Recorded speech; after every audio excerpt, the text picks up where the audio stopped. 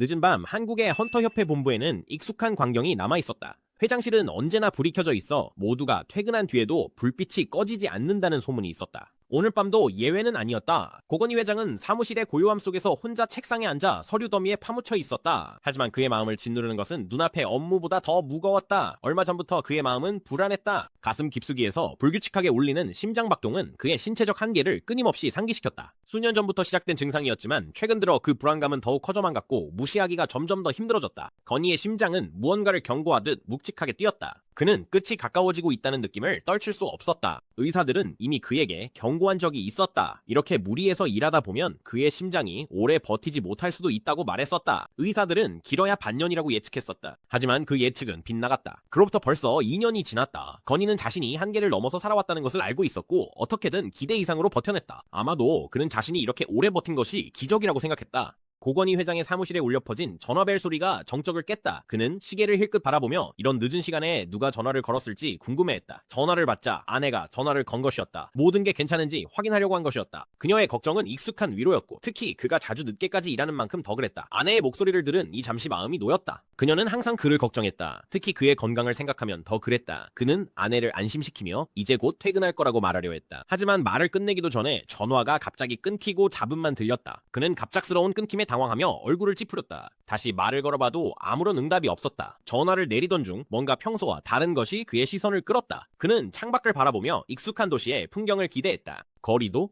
스카이라인도 모든 것이 칠흑 같은 어둠에 삼켜져 있었다. 마치 도시 전체가 사라진 것처럼.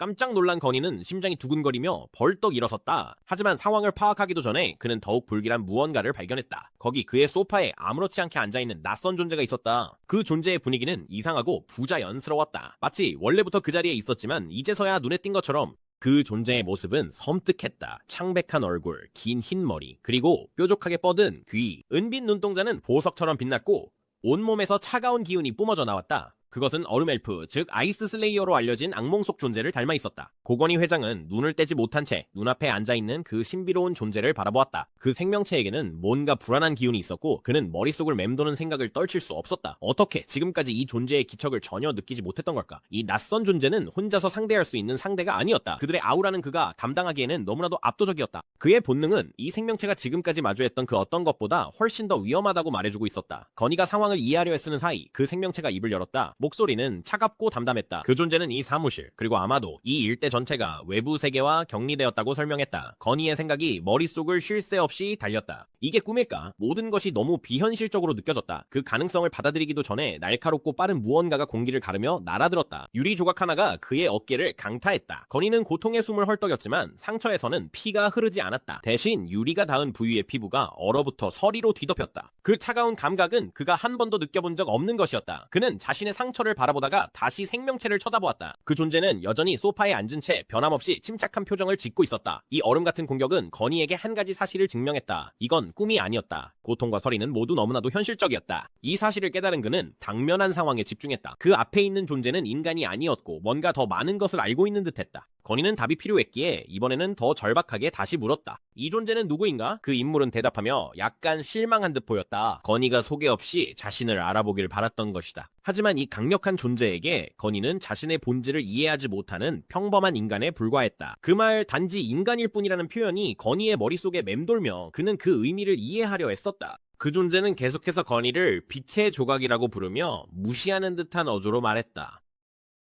그것은 마치 건희가 자신의 진짜 모습을 드러내는 것을 두려워한다고 조롱하는 듯했다. 하지만 그 존재에 따르면 그것은 아무런 의미가 없었다. 건희가 머무는 그릇은 이미 한계에 다다랐고 그가 무엇을 하든 곧 부서질 운명이었다. 마수는 이미 결심을 굳혔다. 대화는 끝난 셈이었다. 망설임 없이 그 존재의 손에서 강력한 냉기가 폭발했다. 폭발음과 함께 방 전체가 짙은 흰 안개로 가득 차며 모든 것이 시야에서 사라졌다. 기온이 급격히 떨어졌고 시야는 완전히 차단되었다. 얼어붙은 안개 속에서 두 개의 빛나는 불빛의 안개를 뚫고 나타났다. 그것은 바로 고 회장의 사나운 황금빛 눈동자였다. 그의 팔이 강하게 휘둘리며 냉기를 자신에게서 멀리 밀어내어 근처 벽으로 튕겨냈다. 충격은 엄청나서 벽이 무너져 내렸고 그 너머로는 끝없이 이어지는 어둠의 차원, 광활하고 끝없는 공허가 드러났다. 서서히 안개가 걷히기 시작하자 건희의 모습이 완전히 드러났다. 그의 몸은 눈부신 황금빛 오라에 둘러싸여 있었고 그 강력한 에너지가 주변 공간을 환하게 비추고 있었다. 이 오라는 평소에 그의 모습과는 전혀 달랐다. 건이는 무슨 일이 일어났는지 이해했다. 그의 사무실은 외부 세계와 완전히 차단되어 마수에 의해 만들어진 차원의 균열에 갇혀 있었다. 마수 프로스트 모나크가 마침내 입을 열어 건이를 광명의 조각이라 부르며 말을 걸었다. 그 생명체는 오랜 시간 동안 그를 찾아 헤맸지만 자신이 깨진 그릇이라 부른 존재 안에 그렇게 강대한 힘이 갇혀있을 줄은 전혀 알지 못했다. 프로스트 모나크는 이미 7개의 광명 조각을 모두 찾아냈으며 그중 2개는 이미 파괴되었다고 밝혔다. 이제 그 존재의 유일한 목적은 건이의 얼굴에 자존심이 짓밟히는 굴욕을 목격한 뒤 그의 생명을 끝내는 것이었다. 하지만 건이는 물러서지 않았다. 그의 포효는 도전적으로 울려 퍼졌고 프로스트 모나크에게 자신을 쓰러뜨려 보라고 맞섰다. 그러나 프로스트 모나크는 그의 결연한 태도를 비웃듯 거의 조롱하듯 재미있어 했다. 프로스트 모나크는 인간의 몸을 빌린 존재에 불과한 건이가 impudently 자신에게 도전하다니 믿을 수 없었다. 자신의 그릇을 완전히 정복한 프로스트 모나크는 자신의 우월한 권위를 확신하며 건이가 과연 한 번이라도 자신을 공격할 수나 있을지 의문을 품었다. 프로스트 모나크는 두 팔을 교차시키며 거대한 얼음의 벽을 소환했다. 그 벽은 치명적인 힘으로 건이를 향해 몰아쳤다. 건이는 재빠르게 반응해 간발의 차로 피했다. 얼음은 그의 머리 옆을 휙 스치며 불과 몇 인치 차이로 그를 빗나갔다. 건이는 주먹을 꽉 쥔 채 온 힘을 다해 휘둘러 얼음 장벽을 부쉈다. 벽은 산산조각이 나며 방 안 곳곳으로 흩어졌다. 주저하지 않고 건이는 프로스트 모나크를 향해 강력한 주먹을 곧장 내질렀다. 하지만 모나크 역시 빨랐다. 너무도 빨랐다. 프로스트 모나크는 유려한 동작으로 그 공격을 손쉽게 피하고 날카로운 얼음창을 만들어 반격했다. 그 창은 건이의 어깨를 가로질러 깊은 상처를 남겼다. 모나크는 지나친 자신감에 잠시 경계를 늦추고 말았다. 건이는 그 짧은 빈틈을 포착하고 우위를 잡기 위해 몸을 날렸다. 하지만 프로스트 모나크는 오래 방심하지 않았다. 그는 재빠르게 반응했고 두 힘이 뜨겁고 차가운 에너지가 뒤섞인 혼돈의 폭발로 충돌했다. 폭발이 방을 뒤흔들며 충격파가 공기를 가르며 퍼져나갔다. 그 충격음은 귀를 찢을 듯했다. 격렬한 충돌 소리가 밀폐된 공간에 메아리쳤다. 전투가 계속될수록 건이의 움직임은 점점 느려지기 시작했다. 한때 강력했던 그의 공격은 점차 둔해졌고 부상도 늘어만 갔다. 이제 그의 숨소리는 무겁고 거칠어졌으며 차가운 공기 속에서 하얀 김으로 흩어졌다. 그의 힘은 점점 사라지고 있었다. 그는 그것을 똑똑히 느낄 수 있었다. 절박함이 건이의 온몸을 휘감았다. 아직 힘이 남아있을 때 이 싸움을 끝내야 한다는 걸 그는 알았다. 남은 힘을 모두 모아 다시 프로스트 모나크를 향해 주먹을 쥐고 돌진했다. 마지막 일격을 반드시 성공시키겠다는 결의로 가득했다. 하지만 그의 노력은 헛되었다. 군주는 아무런 힘도 들이지 않고 공격을 막아내며 건이의 움직임을 단번에 멈춰 세웠다. 그 순간 고건이 회장은 깨달음을 얻었다.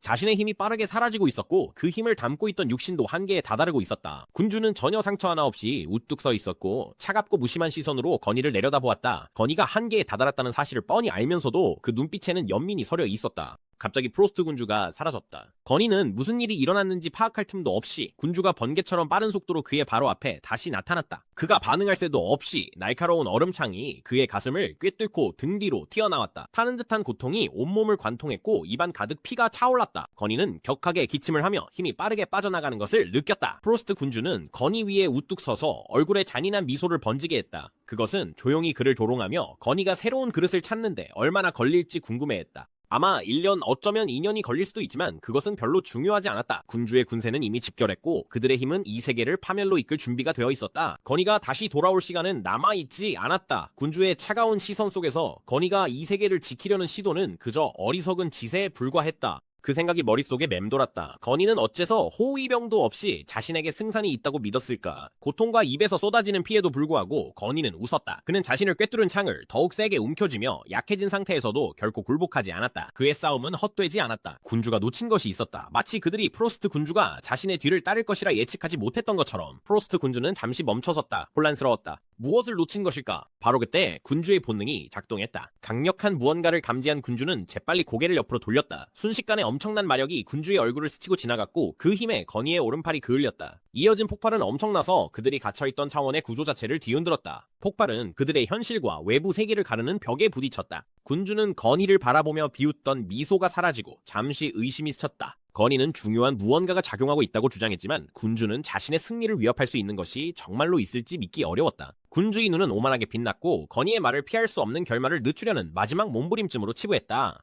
하지만 건희의 차분한 미소는 여전히 사라지지 않았다. 섬뜩할 정도로 고요한 순간 군주는 희미한 금이 가는 소리를 들었다. 자신이 그토록 자신만만하게 구축했던 이 전투를 외부 세계와 격리시키던 장벽이 이제 금이 가기 시작한 것이다. 군주는 돌아서며 눈을 크게 뜬 채마나 장벽이 귀청이 터질 듯한 굉음과 함께 산산조각 나는 것을 보았고, 그와 동시에 주변 세계가 원래의 모습으로 되돌아갔다. 군주의 표정은 승리감에서 혼란으로 바뀌었다. 이게 건희가 말했던 중요한 것이었을 리가 없었다. 산산이 부서진 장벽이 이 전투의 결과를 바꿀 수 있을 것 같지는 않았다. 하지만 건희에겐 마지막 한 수가 남아있었다. 그는 남아있는 마지막 힘을 끌어모아 외마디 비명을 질렀다. 그의 발밑에서 그림자 속에서 무언가가 나타났다. 그것은 개미와 닮은 존재로 놀라운 속도로 앞으로 달려나왔다. 군주는 그 그림자 같은 존재가 자신을 스쳐 지나가 산산조각난 창문을 통해 날아오르며 귀를 찢는 듯한 비명을 지르는 동안 반응할 틈조차 없었다. 서리 군주는 그 생물을 바라보며 얼굴에 혼란스러운 표정을 지었다. 심연에서 온 개미였다. 별로 위협적이지 않아 보였지만 곧 군주의 등골을 오싹하게 만드는 깨달음이 찾아왔다. 이 존재는 단순한 졸개가 아니었다. 지배자는 바로 이 순간을 위해 자신의 몸까지 희생하면서 에너지를 아껴두고 있었다. 서리 군주의 두 눈이 공포로 크게 벌어졌다. 이 생물을 하찮게 여긴 것이 잘못이었다. 절박하게 반응한 군주는 근위를 내던지고 도망치는 개미를 뒤쫓았다. 그의 손주위로 얼음이 소용돌이치며 치명적인 얼음낫이 형성되었다. 군주는 눈 깜짝할 사이에 거리를 좁히며 낫을 들어 올려 공격할 준비를 했다. 하지만 군주가 치명타를 가하려는 바로 그 순간 무언가가 그것을 멈췄다. 한 손이 군주의 낫을 강하게 움켜쥐었다. 순식간에 군주는 몸을 움직일 수 없게 되었다. 충격이 온몸을 휘감았고 군주는 누가 개입했는지 보기 위해 고개를 돌렸다. 더 이상 개미가 아니었다.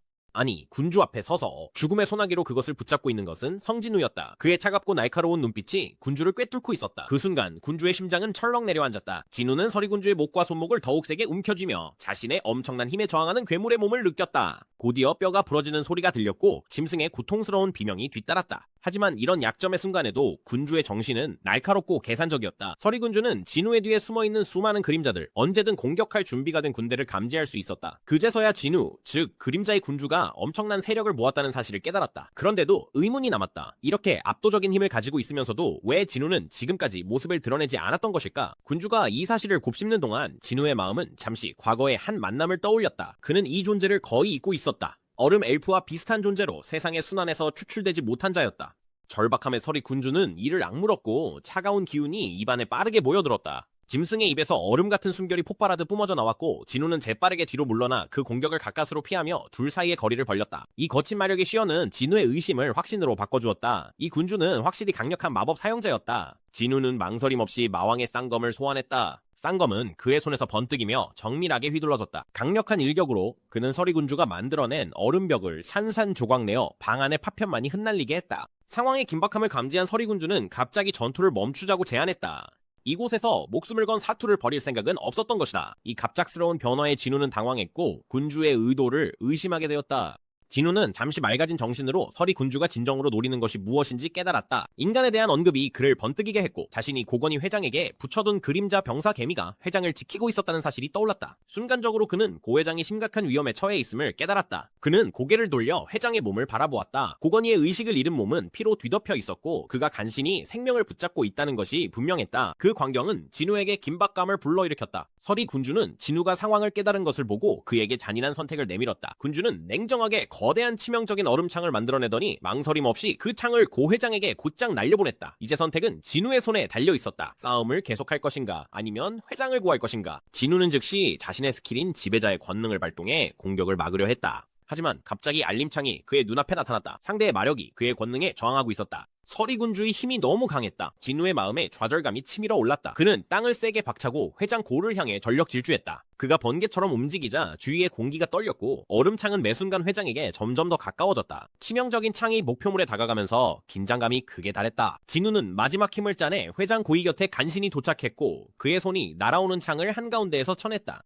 얼음 무기는 날카로운 비명을 내며 궤도를 벗어나 원래 목표를 빗나갔다. 회장을 구했다는 안도감도 잠시 진우의 마음에는 분노가 끌어올랐다. 그의 눈은 프로스트 모나크를 뚫어지게 노려보았다. 프로스트 모나크는 자신이 만들어낸 감정의 소용돌이를 완전히 인지한 채 기다리고 있었다. 하지만 진우가 반격하기도 전에 모나크는 포탈을 소환했다. 그것은 소용돌이 치는 관문을 향해 돌진하며 전투가 더 격화되기 전에 도망치려 했다. 프로스트 모나크의 교활한 전술에 분노한 진우는 재빨리 인벤토리에서 바르사의 단검을 소환해 정확하게 던졌다. 날카로운 칼날이 공기를 가르며 모나크를 향해 곧장 날아갔다. 빠르고 치명적인 일격으로 단검은 모나크의 어깨 깊숙이 밝혔다. 모나크는 고통에 찬 으르렁거림을 내뱉으며 살 속에 밝힌 단검을 분노에 찬 눈빛으로 노려보았다. 상처는 작았지만 모나크의 자존심에 대한 모욕이었다. 차가운 눈동자가 진우의 시선과 마주쳤고 그 안에는 분노와 경멸이 가득했다. 프로스트 모나크는 간신히 분노를 억누르며 하찮은 그릇에 불과한 자가 자신을 상처 입힌 것에 이를 갈며 분노했다. 고통에도 불구하고 모나크는 오싹한 선언을 내뱉었다. 지금은 물러나겠지만 진우의 그림자가 열릴 때 다시 돌아올 것이라고 맹세했다. 그리고 마지막 조롱으로 모나크는 거의 죽어가는 고건희 회장의 상태를 이별 선물이라며 잔인하게 언급했고 곧 회장이 진우의 그림자 군단에 추가될 것임을 암시했다. 진우의 분노는 극에 달했지만 그가 행동하기도 전에 모나크는 점점 줄어드는 게이트 속으로 사라져버렸다. 포탈은 천천히 닫히며 모나크의 퇴각을 봉인했고 진우는 쫓아갈 기회조차 얻지 못했다. 그는 저기 도망치는 모습을 지켜볼 수밖에 없었다. 포탈의 마지막 흔적이 사라지자 진우는 전투를 되돌아보았다. 사무실을 둘러싼 강력한 장벽은 그의 감각을 완전히 무디게 만들어 위험을 감지했을 땐 이미 늦은 뒤였다. 그는 이 상황을 저주했지만 그 순간 자신이 할 수 있는 일이 거의 없다는 것도 알고 있었다. 아직 해야 할 일이 남아있음을 깨닫고 그의 시선은 다시 부상당한 고 회장에게로 향했다.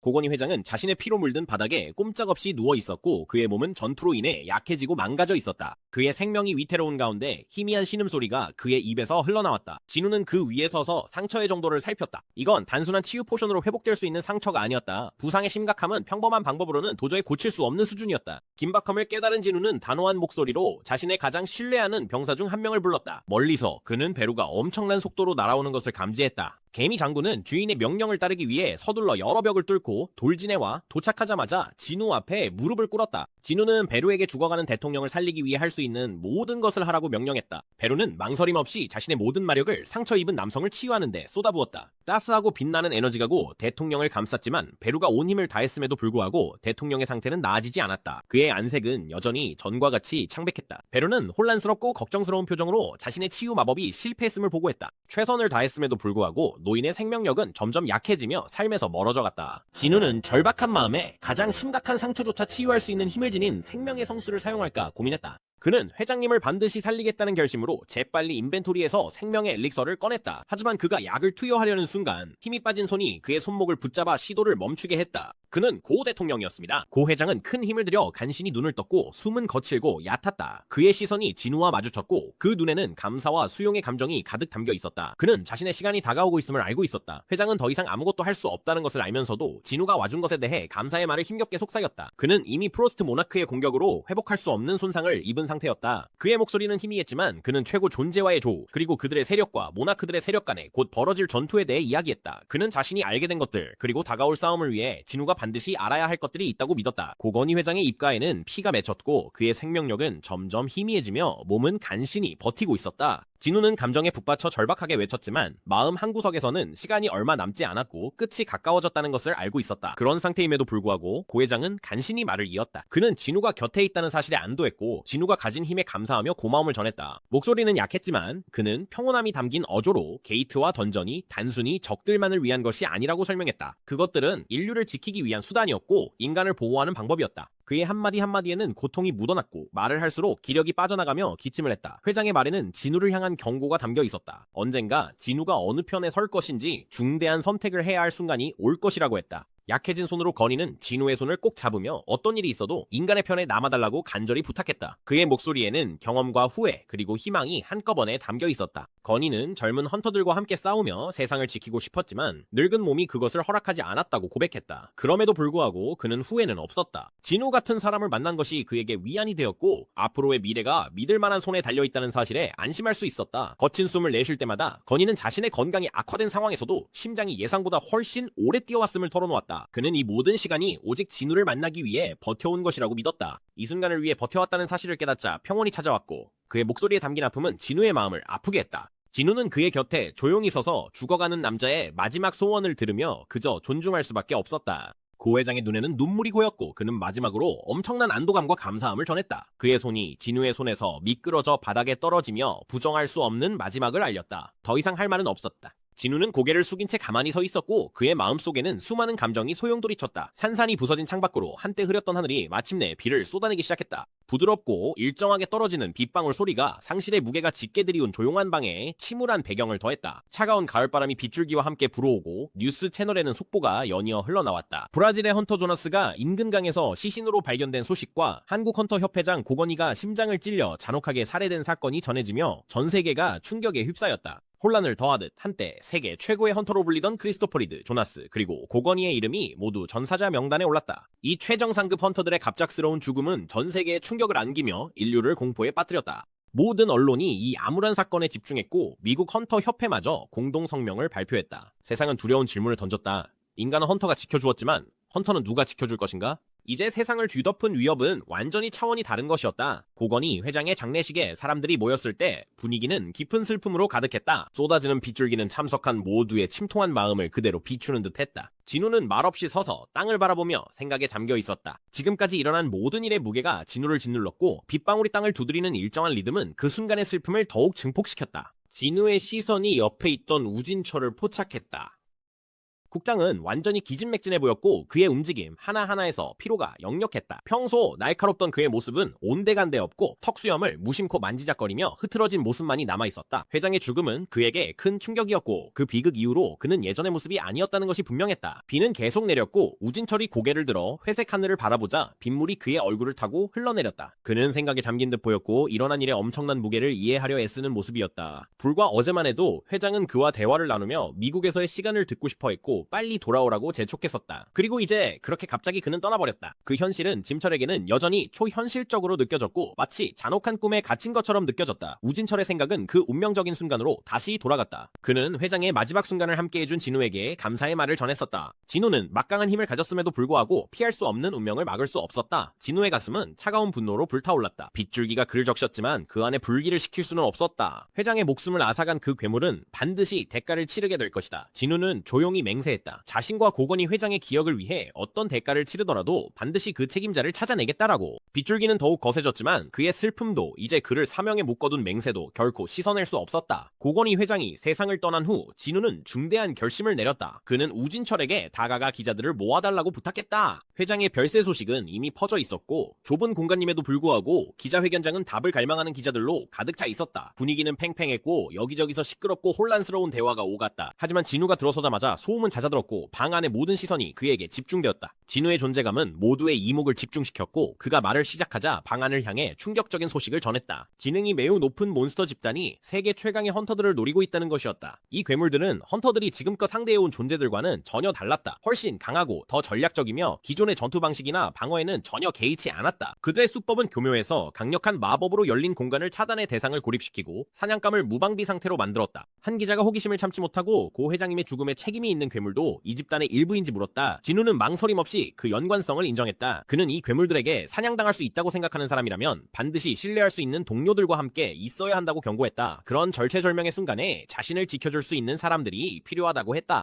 하지만 말을 하면서도 진우의 생각은 내면으로 향했다. 고건희를 죽인 그 존재는 스스로를 서리의 군주라고 불렀다. 그것은 단순한 괴물이 아니었다. 엄청난 권력을 지닌 존재였고 칭호와 지위를 가진 자였다. 이 서리의 군주뿐만 아니라 시초의 군주, 그리고 그림자의 군주인 진우 자신까지 이 군주들은 최강의 헌터들조차도 상대할 수 없는 힘을 지니고 있었다. 이들은 평범한 사람이나 헌터가 혼자 힘으로는 결코 이길 수 없는 존재들이었다. 진우는 마지막으로 방 안에 있는 모두에게 자신의 메시지의 무게가 분명히 전달되도록 최종 발언을 했다. 곁에 동료가 없는 이들, 외롭고 무력하다고 느끼는 이들은 한국 헌터협회를 통해 자신에게 연락하라고 했다. 그들에게 필요한 보호를 제공하겠다고 약속했다. 군주들의 전쟁은 이제 막 시작되었고 진우는 이 전쟁이 세계의 운명을 좌우할 것임을 알고 있었다. 차갑고 어둑한 동굴안 분위기는 긴장감으로 가득했다. 살을 내는 한기는 인간의 피조차 얼릴 수 있었지만 그곳에 모인 군주들은 그 냉기에 아무런 영향도 받지 않았다. 진짜 한기는 그들이 공유한 분위기에서 비롯된 것이었다. 불길한 소식이 그들에게 전해졌기 때문이다. 혹환, 즉 서리의 군주는 가까스로 탈출한 뒤 이 숨겨진 얼음 동굴로 몸을 피했다. 이제 혹환은 현재 지구에 머무르고 있는 다른 군주들을 소환했다. 그들이 도착하자 동굴 안은 힘과 권위의 기운으로 가득 찼다. 그곳에는 3명의 남자와 1명의 여자가 있었다. 철신의 군주 타르낙, 변이의 군주 요그문트, 야수의 군주 라켄, 그리고 역병의 군주 케레쉬였다. 호카는 모인 군주들에게 지체 없이 말을 꺼냈다. 그 말은 얼음처럼 긴장감을 가르며 퍼져나갔다. 그림자 군주가 모습을 드러냈다. 다른 군주들은 즉각 반응했고 그들의 얼굴에는 믿기지 않는다는 표정이 역력했다. 변이의 군주 요구문트가 의심을 드러냈다. 그들이 알고 있기로는 어떤 그릇도 그림자 군주의 진정한 힘을 완전히 담아낼 수 없었다. 그것은 용왕이 지상에 머물 수 없는 이유와 같았다. 하지만 호칸의 경험에는 의심의 여지가 없었다. 서리빨 군주는 침통한 표정으로 자신이 직접 목격한 사실을 확인했다. 그림자 군주는 그들이 예상했던 것보다 훨씬 더 위험했으며 찬란한 빛의 조각보다도 더 큰 위협이었다. 차가운 동굴 안에서 호칸이 군주들에게 말을 건네자 군주들 사이의 긴장감이 더욱 짙어졌다. 그림자 군주의 위협이 드리운 가운데 호칸은 대담한 계획을 제안했다. 그림자 군주가 힘을 완전히 드러내기 전에 직접 맞서 그를 제거하자는 것이었다. 그는 위험한 시도에 동참할 의지가 있는지 다른 군주들의 얼굴을 차례로 바라보았다. 철신의 군주 타르낙이 가장 먼저 반응했다. 그의 말투는 차갑고 무시하는 듯했다. 9군주 중에서도 가장 강한 자 중 하나와 싸움을 벌이겠다는 것은 자살행위나 다름없었다. 그는 왜 파괴의 군주 용왕이 돌아와서 이 상황을 처리할 때까지 그냥 기다리지 않느냐고 물었다. 호칸의 눈에는 짜증이 번뜩였고 그는 어깨를 움켜쥔 채 초조하게 이를 갈았다. 그는 그저 기다린다는 생각을 도저히 참을 수 없었다. 그들 역시 군주였고 각자 강력한 존재들이지 않은가. 그런데도 그들은 이렇게 도망치고 숨어 지내며 용왕이 돌아오기를 바라는 희망에 의존하고 있었다. 호칸은 그림자 군주를 물리칠 유일한 기회가 바로 지금 그가 아직 인간의 형태를 하고 있을 때라고 믿었다. 그는 그림자 군주를 완전히 소멸시키겠다고 맹세하며 모든 책임을 지겠으니 도와달라고 간청했다. 하지만 타르낙은 전혀 흔들리지 않았다. 그는 자신의 목숨을 걸고 싶지 않다며 일에 관여하기를 거부했다. 변이의 군주 요구문트 역시 거절했다. 그는 이미 패배한 백염의 군주와 같은 운명을 맞이하고 싶지 않았다. 두 군주 모두 그림자 군주의 권능에 굴복하게 될 경우를 두려워했다. 그 힘은 그들을 영원한 잠에 빠뜨릴 수 있었다. 타르낙은 백염의 군주에게 무슨 일이 일어났는지 다시 한번 일깨우며 그림자 군주의 능력에 사로잡혀 그의 하수인으로 전락하는 위험성을 강조했다. 야수의 군주 라켄은 분노에 찬 듯 으르렁거리며 그들을 겁쟁이라고 불렀다. 그는 그림자 군주가 자신들처럼 본래의 형태를 지닌 존재들까지 하수인으로 만들 수 있다는 사실을 믿으려 하지 않았다. 하지만 타르낙은 그림자 군주와 관리자, 애드미니스트레이터가 협력하고 있는 것 같다고 경고했다. 이 협력은 그들의 상황을 더욱 위험하게 만들었다. 타르낙은 그림자 군주가 그들을 복제해 자신의 세계에서 단순한 도구로 만들어버릴 수도 있다고 암시했다. 그렇게 해서 요구문트와 타르낙은 각자의 결정을 내렸다. 그들은 포탈을 소환해 허공으로 사라졌고 3명의 군주만이 남게 되었다. 라켄은 점점 더 조급해지며 서리의 군주 호치완을 바라보았다. 그는 그림자 군주가 아직 인간성을 지니고 있다는 증거를 내놓으라고 요구했다. 이에 호치완은 그들이 마주쳤을 때 진우가 던졌던 단검을 꺼내 보였다. 그 단검에는 독이 발라져 있었는데 이는 진정한 그림자 군주인 아스본이라면 결코 필요로 하지 않았을 물건이었다. 이 작은 행동은 그르신 진우가 아직 어느 정도 인간성을 지니고 있으며 그런 전술에 의존하고 있음을 확인시켜 주었다. 역병의 군주 케레슈는 이 정보를 잔인한 미소를 지으며 곱씹었다. 그녀는 독을 사용한 것을 비웃으며 만약 그림자 군주가 인간의 몸을 완전히 지배하고 있었다면 그런 속임수에 의존할 필요가 없었을 것이라고 말했다. 하지만 그릇에게 아직 약점이 남아있다는 사실이 그녀의 흥미를 자극했다. 호찬의 시선이 라켄과 케레슈 사이를 오가며 다시 한번 물었다. 그들은 자신과 함께할 것인가?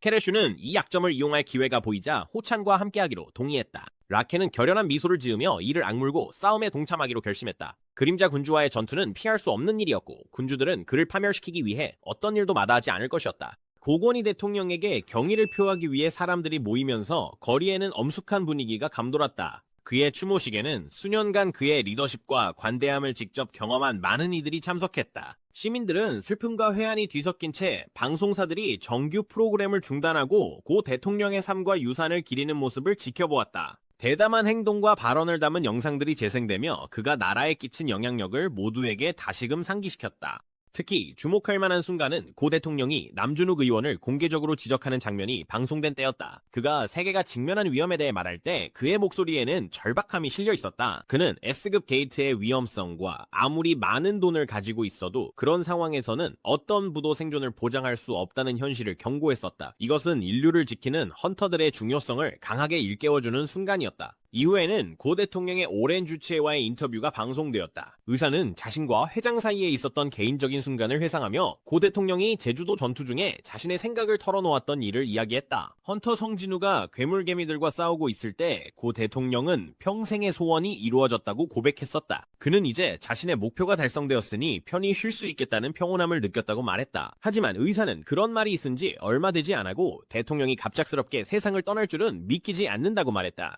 장면들은 평생을 국민을 지키는데 헌신했던 그가 남긴 빈자리를 받아들이는 국가적 상실감으로 가득 차 있었다. 그날 밤 늦게 진우는 100층 높이로 하늘을 찌르는 대성타워 꼭대기에 서 있었다. 바람이 그의 주위를 거세게 몰아쳤지만 그는 전혀 동요하지 않았다. 날카로운 시선으로 아래 펼쳐진 거대한 도시를 포식자가 다음 먹잇감을 찾듯이 훑어보았다. 그는 집중해서 자신을 피해 다니는 무언가를 감지하려 애썼다. 진우는 최근 프로스트 모나크와의 조우를 떠올렸다. 그는 싸움 도중 프로스트 모나크를 따라다니는 그림자를 전혀 감지하지 못했다. 그 모나크는 자신이 원래의 모습이라고 주장했는데 이는 진우가 거인족의 군주에게서 들은 내용과 일치했다. 모나크들과 지배자들은 진정한 형태일 때 그림자 병사로 만들 수 없었다. 이 사실은 그림자가 없다는 것이 진우가 그들을 추적하는데 가장 신뢰하던 방법 중 하나가 막혔다는 뜻이었다. 그럼에도 불구하고 그의 눈은 결연한 빛으로 반짝였다. 평소에 이점을 잃었더라도 그것은 중요하지 않았다. 그는 사냥꾼이었고 사냥꾼은 결코 먹잇감을 놓치지 않는다. 프로스트 모나크를 사냥하기 전까지는 결코 쉴 수 없다는 것을 알기에 그의 결의는 흔들리지 않았다. 한편 도시 반대편에서는 중요한 임원회의가 열리고 있었다. 고건희 회장의 사망으로 생긴 공백을 논의하기 위해 한국헌터협회의 지도부가 모였다. 부회장, 각 지부의 이사들, 그리고 모든 부서의 책임자들을 포함해 30명이 넘는 주요 인사들이 참석했다. 한국헌터협회의 대형 회의실에서 부회장은 진지한 어조로 모인 지도자들에게 말을 건넸다. 고건희 회장이 세상을 떠난 지 일주일이 지났고 회장직의 공백은 참석한 모두에게 무거운 짐으로 다가왔다. 부회장은 고인이 남긴 공백을 메울 후계자를 찾아야 할 때가 왔음을 분명히 밝혔다. 지도자 중 한 명이 우려를 제기했다. S급 헌터인 고건희가 협회를 이끌었다는 사실은 상징적인 의미가 있다는 것이었다. 그의 존재는 대형 길드들 사이의 균형과 통제를 유지하는 데 큰 역할을 했다. 그가 없는 지금 누가 이 강력한 조직들을 감독할 수 있을지에 대한 의문이 크게 대두되었다. 부회장은 신중하게 답변하며 고랭크 헌터들이 가진 영향력을 인정했지만 단순히 외부에서 또 다른 S급 헌터를 영입하는 것에 대해 경고했다. 협회를 잘 모르는 사람을 데려오면 더 큰 혼란이 생길 수 있으니 이 상황을 신중하게 접근해야 한다고 말했다. 오랜 논의 끝에 부회장은 마침내 결정을 밝혔다. 이사들은 합의에 도달했다. 그들은 우진철 감찰국장을 협회의 신임 회장으로 추천했다. 우진철이 지명에 놀라 믿기지 않는다는 표정을 짓자 방안은 잠시 정적에 휩싸였다. 그는 자신이 그 자리에 어울리지 않는다고 느끼며 머뭇거렸다. 뛰어난 실력과 경험에도 불구하고 그는 자신이 적임자인지 의문을 품었고 자신의 젊음과 더 높은 직급의 인물들이 더 적합하다고 언급했다. 하지만 다른 지도자들은 단호했다. 그들은 짐철에게 단지 S급 헌터가 되는 것만이 전부가 아니라는 것을 상기시켰습니다. 그의 리더십, 헌터들 사이에서의 명성, 그리고 위기 상황에서 팀을 하나로 모으는 영향력 덕분에 그는 이상적인 후보로 여겨졌다. 그는 가장 강력한 헌터인 성진우와 특별한 인연이 있었고 이는 큰 이점으로 평가받았다. 지도자들은 한국에서 가장 강력한 세력을 움직일 수 있는 사람은 우진철뿐이라고 강조했다. 우진철이 여전히 확신이 없었지만 지도자들은 그에게 이 결정을 강요할 수는 없다는 점을 분명히 했다. 대신 그들은 그에게 이 제안을 신중하게 고려해달라고 부탁했다. 잠시 생각한 끝에 우진철은 고개를 끄덕이며 자신에게 주어진 무거운 책임을 받아들였다. 늦은 밤 스캐빈저 길드 위의 하늘은 어두웠고 그 분위기는 길드 내부와도 잘 어울렸다. 길드 마스터 토마스 안드레와 그의 보좌관 로라는 길드 본부의 지하층으로 향했다. 토마스가 이곳을 마지막으로 방문한 지 오래였기에 그의 등장은 경비원들을 당황하게 만들었다. 경비원들은 그를 보고 분명히 놀랐지만 토마스는 다가가며 긴장하지 말라고 안심시켰다. 그는 지문 인식기에 엄지손가락을 대었고 자동문이 조용히 열리며 숨겨진 보관구역이 드러났다. 로라는 그를 따라 안으로 들어갔고 맡은 일에 대한 호기심이 더욱 커졌다. 그녀는 토마스가 정말로 그곳에 보관된 귀중한 물품들을 내줄 생각이 있는지 의문을 품었다. 이것들은 평범한 물건이 아니었다. 세계 최고 수준의 무기들이었고 그 분야에서 가장 뛰어난 것들이었다. 로라는 의심을 감추지 못했지만 토마스는 자신의 결정을 굳게 지켰다. 두 사람은 보관실로 들어섰고 그들 앞에는 이번 방문의 진짜 목적이자 희귀하고 강력한 단검들이 있었다. 토마스는 단검들이 들어있는 유리 진열장 앞에 서서 감탄 어린 눈빛으로 그것들을 바라보았다. 그 단검들은 정말 놀라웠고 볼 때마다 그를 감탄하게 만드는 희귀한 보물들이었다. 로라는 전 세계에 이런 무기가 단 2개뿐이며 앞으로도 그 희귀성은 변하지 않을 것이라고 지적했다. 그 가치에도 불구하고 토마스는 이미 마음을 굳혔다. 그는 이 단검들이 진정한 잠재력을 발휘하지 못한 채 보관실에서 썩고 있다고 생각했고 오히려 그에 걸맞은 사람의 손에 있어야 한다고 믿었다. 그는 이 단검들을 내어주기로 한 결정을 완전히 굳혔고 미소를 지을 때 위에 조명이 단검에 반사되어 마치 그의 생각에 응답하듯 밝게 빛났다. 뉴스 보도들이 한국 전역의 언론을 뒤덮고 있었다. 우진철이 한국 헌터협회의 신임 회장으로 임명되었다는 소식이 헤드라인을 장식했다. 전임 회장의 충격적인 사망 소식이 아직도 대중의 뇌리에 생생한 가운데 이제 새로운 인물이 그 자리를 맡게 되었다. 침착하고 냉정한 성품으로 알려진 우짐철은 리더십을 높이 평가받았지만 나라 전체는 여전히 불안에 떨고 있었다. 세계 역시 그 어느 때보다 불안정해진 듯했다. 진아는 집에서 뉴스를 보며 앉아있었다. 세상이 얼마나 예측 불가능해졌는지에 대한 불안한 생각이 그녀의 머릿속을 맴돌았다. 그녀는 전임 회장이 살해된 직후 이렇게 젊고 잘생긴 사람이 새 회장이 된 것이 신기하다며 혼잣말을 했다. 고개를 돌려보니 어머니 경희가 싱크대에서 설거지를 하며 바쁘게 움직이고 있는 것이 보였다. 진아는 장난기 어린 미소를 지으며 고양이처럼 살금살금 어머니에게 다가가 갑자기 뒤에서 안아주었다. 예상치 못한 행동에 어머니는 부드럽게 웃으셨다. 경희는 평소처럼 따뜻한 목소리로 진아에게 쓰레기를 버려줄 수 있겠냐고 물었다. 진아는 평소처럼 게으른 태도로 거절하고 편하게 자리를 잡았다. 하지만 잠시 침묵이 흐른 뒤 진아의 생각은 좀 더 진지한 쪽으로 흘러갔다. 갑자기 진아가 새로운 곳으로 이사가자고 제안했다. 그 말이 잠시 공기 중에 맴돌았고 경희는 그 제안에 분명히 놀란 듯 잠시 멈췄다. 진아는 뭔가 달라지고 싶고 더 안전한 곳을 원한다는 느낌을 떨칠 수 없어 계속해서 말을 이었다. 하지만 경희는 오래된 아파트에 애착이 있었다. 그곳의 익숙함과 그 안에 담긴 추억들을 사랑했기 때문이다. 경희는 분위기를 바꾸려는 듯 가벼운 말투로 진아에게 세탁기에서 옷을 꺼내달라고 했다. 진아는 약간 풀이 죽은 채 투덜거리며 자기 방으로 돌아갔다. 그녀는 별다른 의욕 없이 빨래 바구니를 집어들었지만 머릿속에는 여전히 이사 생각이 맴돌고 있었다. 하지만 고개를 들었을 때 무언가가 그녀를 멈춰 세웠다. 진아의 두 눈이 커졌고 바구니는 그녀의 손에서 미끄러져 바닥에 떨어졌다. 진아는 말을 잃었고 놀란 숨소리만 내뱉으며 엄마를 불렀다. 아진길드 사무실 밖에는 군중이 모여들어 들뜬 분위기로 웅성거리고 있었다. 사람들 사이에서는 믿기 힘든 상황에 대한 속삭임이 퍼져나갔다. 미국의 전설적인 골리앗 토마스 안드레가 작은 길드 사무실 안에 있다는 사실에 많은 이들이 충격을 받았다. 이 상황은 비현실적으로 느껴졌지만 분명 사실이었다. 안에서는 진호가 침착함을 유지하려 애쓰고 있었다. 굳은 얼굴로 간신히 미소를 지었고 압박을 견디려 애쓰는 동안 이마에는 땀이 맺혔다. 그는 이 상황이 믿기지 않았다. 토마스 안드레가 그들의 사무실에 있었다. 게다가 그뿐만 아니라 독일 최강의 헌터인 레나트 네르민도 함께 있었다. 그들이 도착한 지 2시간이 지났고 긴장감이 감돌았다. 진호는 불안하게 다시 한번 휴대폰을 확인하며 진우가 전화를 받아주길 간절히 바랐다. 진호의 생각이 머릿속을 쉴 새 없이 스쳐 지나갔다. 이 두 전설적인 헌터가 진우를 기다리며 길드 사무실에 앉아있다는 사실은 도저히 받아들이기 힘들 정도였다. 사장님은 도대체 어디 계신 거지? 그리고 왜 아직까지 연락이 없는 걸까? 조용히 앉아있던 레나트 역시 마찬가지로 감탄하고 있었다. 골리앗 그 자체인 토마스 안드레가 성진호를 찾고 있었다. 그에게는 이 생각이 거의 말도 안 되는 일처럼 느껴졌다. 레나트는 오늘이라도 진우를 만날 수 있을지 궁금해했다. 근처에서 토마스 안드레의 비서인이라는 침착하게 상사의 말을 통역하며 성진우가 사무실에 없는 걸로 보아 아마도 레이드 중인 것 같다고 언급했다. 진호는 긴장한 채로 고개를 끄덕이며 맞다고 확인할 수밖에 없었다. 그는 진우가 어디에 있을지 추측해보며 사장님이 곧 돌아오길 바랐다. 진우가 다시 한번 진우에게 전화를 걸까 고민하던 찰나 사무실의 자동문이 조용히 슥 열렸다. 진우가 돌아온 것이다. 진우의 얼굴에는 즉각 안도의 기색이 떠올랐다. 그는 눈을 크게 뜨고 자리에서 벌떡 일어나 사장님을 맞이하러 달려갔다. 지난 2시간 동안 그가 짊어졌던 절박함과 스트레스가 모두 행동으로 쏟아져 나왔고 방 안에 있던 모두의 안도감이 그대로 드러났다. 진우가 방에 들어서자마자 그는 곧바로 토마스 안드레와 눈이 마주쳤다. 토마스는 느긋하면서도 위압적인 태도로 손을 흔들었다. 진우의 날카로운 본능은 이미 강력한 헌터의 존재를 감지하고 있었다. 그는 건물 밖에 몰려있는 기자들을 보고 뭔가 평소와 다른 일이 벌어지고 있음을 알아차렸다. 토마스에게서 뿜어져 나오는 압도적인 기운을 느끼며 진우는 이 미국인 헌터가 자신을 기다리고 있었음을 확신했다. 진우는 안도하면서도 불안한 기색이 역력하게 진우에게 달려와 걱정이 가득한 목소리로 말을 걸었다. 그는 진우가 왜 자신의 전화를 받지 않았는지 묻지 않을 수 없었다. 진우는 평소처럼 침착하게 최근 게이트 발생이 급증해 바빴다고 설명했다. 그의 헝클어진 모습이 이를 뒷받침했고 진우의 시선은 잠시 보스의 옷으로 옮겨졌다. 옷은 끊임없는 전투로 인해 찢기고 더러워져 있었다. 진우의 생각은 충성스러운 소환수인 베루와 이그리스로 향했다. 둘 다 곧 또 한 번의 랭크업을 앞두고 있었다. 지금은 그가 쉴 때가 아니었다. 해야 할 일이 많았다.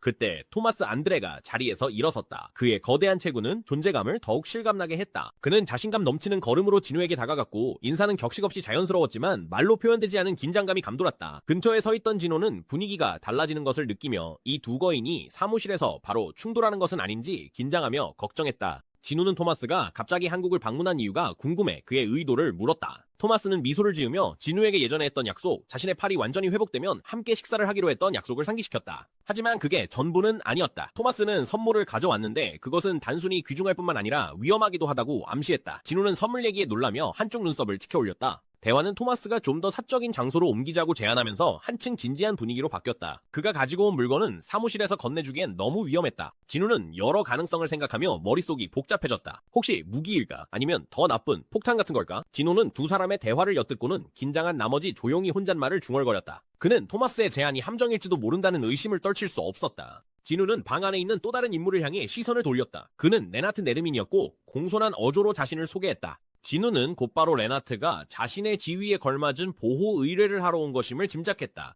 하지만 대화가 더 이어지기도 전에 토마스 안드레가 몸을 앞으로 내밀며 레나트를 가로막았다. 미국인 헌터는 직설적으로 진우에게 자신과 함께 가자고 재촉하며 이 만남이 얼마나 중요한지 신호를 보냈다. 레나트는 이 기회를 위해 2시간 넘게 기다린 끝에 분명히 좌절한 듯 자신도 대화에 참여하고 싶다는 의사를 밝혔다. 그의 주장은 단순했다. 그는 자신의 인내심이 이 자리에 앉을 자격을 줬다고 생각했다. 하지만 토마스의 날카로운 눈빛이 곧바로 그 말을 잠재웠다. 앞으로 있을 회의는 극비사항임을 토마스가 분명히 했고 레나트 같은 사람은 그 자리에 어울리지 않는다고 못 박았다. 레나트는 속으로 이 상황의 굴욕감에 더욱 좌절감을 느꼈다. 그는 한 번도 이런 대우를 받아본 적이 없었고 이 낯설고 불편한 감정이 익숙하지 않았다. 더 이상 지체하지 않고 토마스는 진우를 이끌고 자리를 옮겼고 곧 두 사람은 각자의 동료들과 함께 저녁 식탁에 마주 앉게 되었다. 토마스는 이 순간을 오랫동안 기다려왔고 그 사실을 주저없이 드러냈다. 그는 손가락을 튕기며 경호원들에게 신호를 보냈다. 경호원들은 즉시 반응하여 서류 가방을 앞으로 가져왔다. 이것이 바로 토마스가 앞서 언급했던 선물이었지만 진우는 별다른 감흥을 느끼지 못했다. 지금 당장 필요한 것도 딱히 없었기 때문이다. 하지만 서류 가방이 부드러운 소리와 함께 열리자 모든 것이 달라졌다. 진우의 눈이 놀라움으로 크게 열렸다. 안에는 2개의 단검이 있었고 그 칼날은 거대한 비늘에 박혀 있었다. 토마스는 이전 대치 상황에서 자신의 길드원들의 목숨을 살려준 것에 대한 감사의 표시라며 자랑스럽게 설명했다. 단검의 재질은 진우가 한눈에 봐도 분명했다. 카이니시 전설의 드래곤.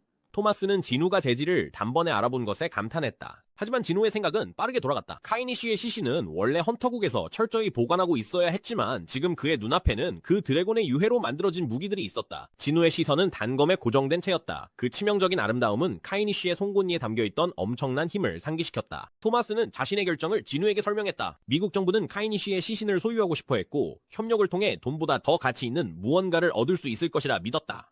토마스는 그들의 바람에 따랐지만 카이니쉬의 일부, 즉 가장 크고 날카로운 송곳니 하나만은 자신을 위해 남겨두었다. 그것은 그와의 전투에서 드래곤의 치명적인 이빨 자국을 기념하는 기념품이었다. 검으로 만들기에는 너무 짧았기에 그는 그 송곳니를 한 쌍의 단검으로 제작했다. 그는 그때는 이 단검들이 얼마나 유용해질지 전혀 몰랐지만 이제는 새로운 용도로 쓰이게 되었다. 토마스는 그 단검들을 진우에게 선물로 건넸다. 진우는 비늘에서 단검 하나를 뽑아들었다. 칼날은 마치 이 순간을 기다렸다는 듯이 아무런 저항 없이 부드럽게 빠져나왔다. 무기를 살펴보던 진우는 그 무게를 느끼며 공격력이 1,500이 넘는다는 스탯을 확인했다. 이것은 그가 지금까지 다뤄본 어떤 무기보다도 훨씬 뛰어났으며 데몬킹의 단검조차도 비교가 되지 않을 정도였다. 무기에서 뿜어져 나오는 힘은 엄청났고 진우는 이 단검들을 쥐고 있는 것이 마치 양손에 대검을 들고 있는 것과 같다는 것을 깨달았다. 칼날의 위력을 시험해보고 싶은 충동이 그를 강하게 휘감았다. 그는 단검을 더욱 세게 움켜쥐었고 그 안에 깃든 순수한 마력이 자신에게 반응하는 것을 느낄 수 있었다. 진우의 분위기가 달라진 것을 감지한 토마스는 어색하게 웃음을 터뜨렸다. 그는 재빨리 진우에게 경고하며 자신의 방어력이 강화되었더라도 이 단검들은 쉽게 뚫을 수 있다고 상기시켰다. 그러면서 농담조로 진우가 혹시 이 선물을 자신에게 쓰려는 건 아니냐고 물었다. 진우는 마음을 가라앉히고 조심스럽게 단검을 다시 비늘집에 집어넣었다. 칼날을 감싸고 있던 검은 기운이 사라지자 방안은 마치 안도에 한숨을 내쉬는 듯했다. 긴장하고 있던 로라와 경호원들은 에너지가 가라앉아 눈에 띄게 안도했다. 토마스는 로라를 힐끗 바라보며 여전히 자신의 결정을 의심하는지 눈빛으로 조용히 물었다. 로라는 고개를 저으며 그 결정이 옳았음을 확인시켜 주었다. 토마스는 미소를 지으며 진우에게 선물이 마음에 드는지 물었다. 진우는 아직도 믿기지 않는 듯 이렇게 강력한 아이템을 정말 공짜로 받아도 되는지 의문을 표했다. 하지만 토마스는 단호했다. 이 선물은 아무 이유 없이 주는 것이 아니었다. 그는 진우가 자신의 목숨과 길드원들의 목숨을 살려준 것에 대한 빚이 있었다. 그에게 이 단검들은 그에 비하면 작은 대가에 불과했다. 진우는 마침내 선물을 받아들이며 감사의 뜻을 전했다. 진우의 눈에 만족스러운 표정이 떠오르자 토마스 역시 기쁨을 느꼈다. 그 순간은 따뜻하고 충만하게 느껴졌고 평소에 치열한 삶에서 드물게 찾아오는 휴식 같았다. 하지만 그 평화는 오래가지 않았다. 갑자기 진우와 토마스 모두 몸을 굳혔다. 그들의 감각이 강하게 경고하고 있었다. 뭔가 잘못된 것이 있었다. 토마스는 진우를 바라보며 긴장된 목소리로 그도 느꼈는지 물었다.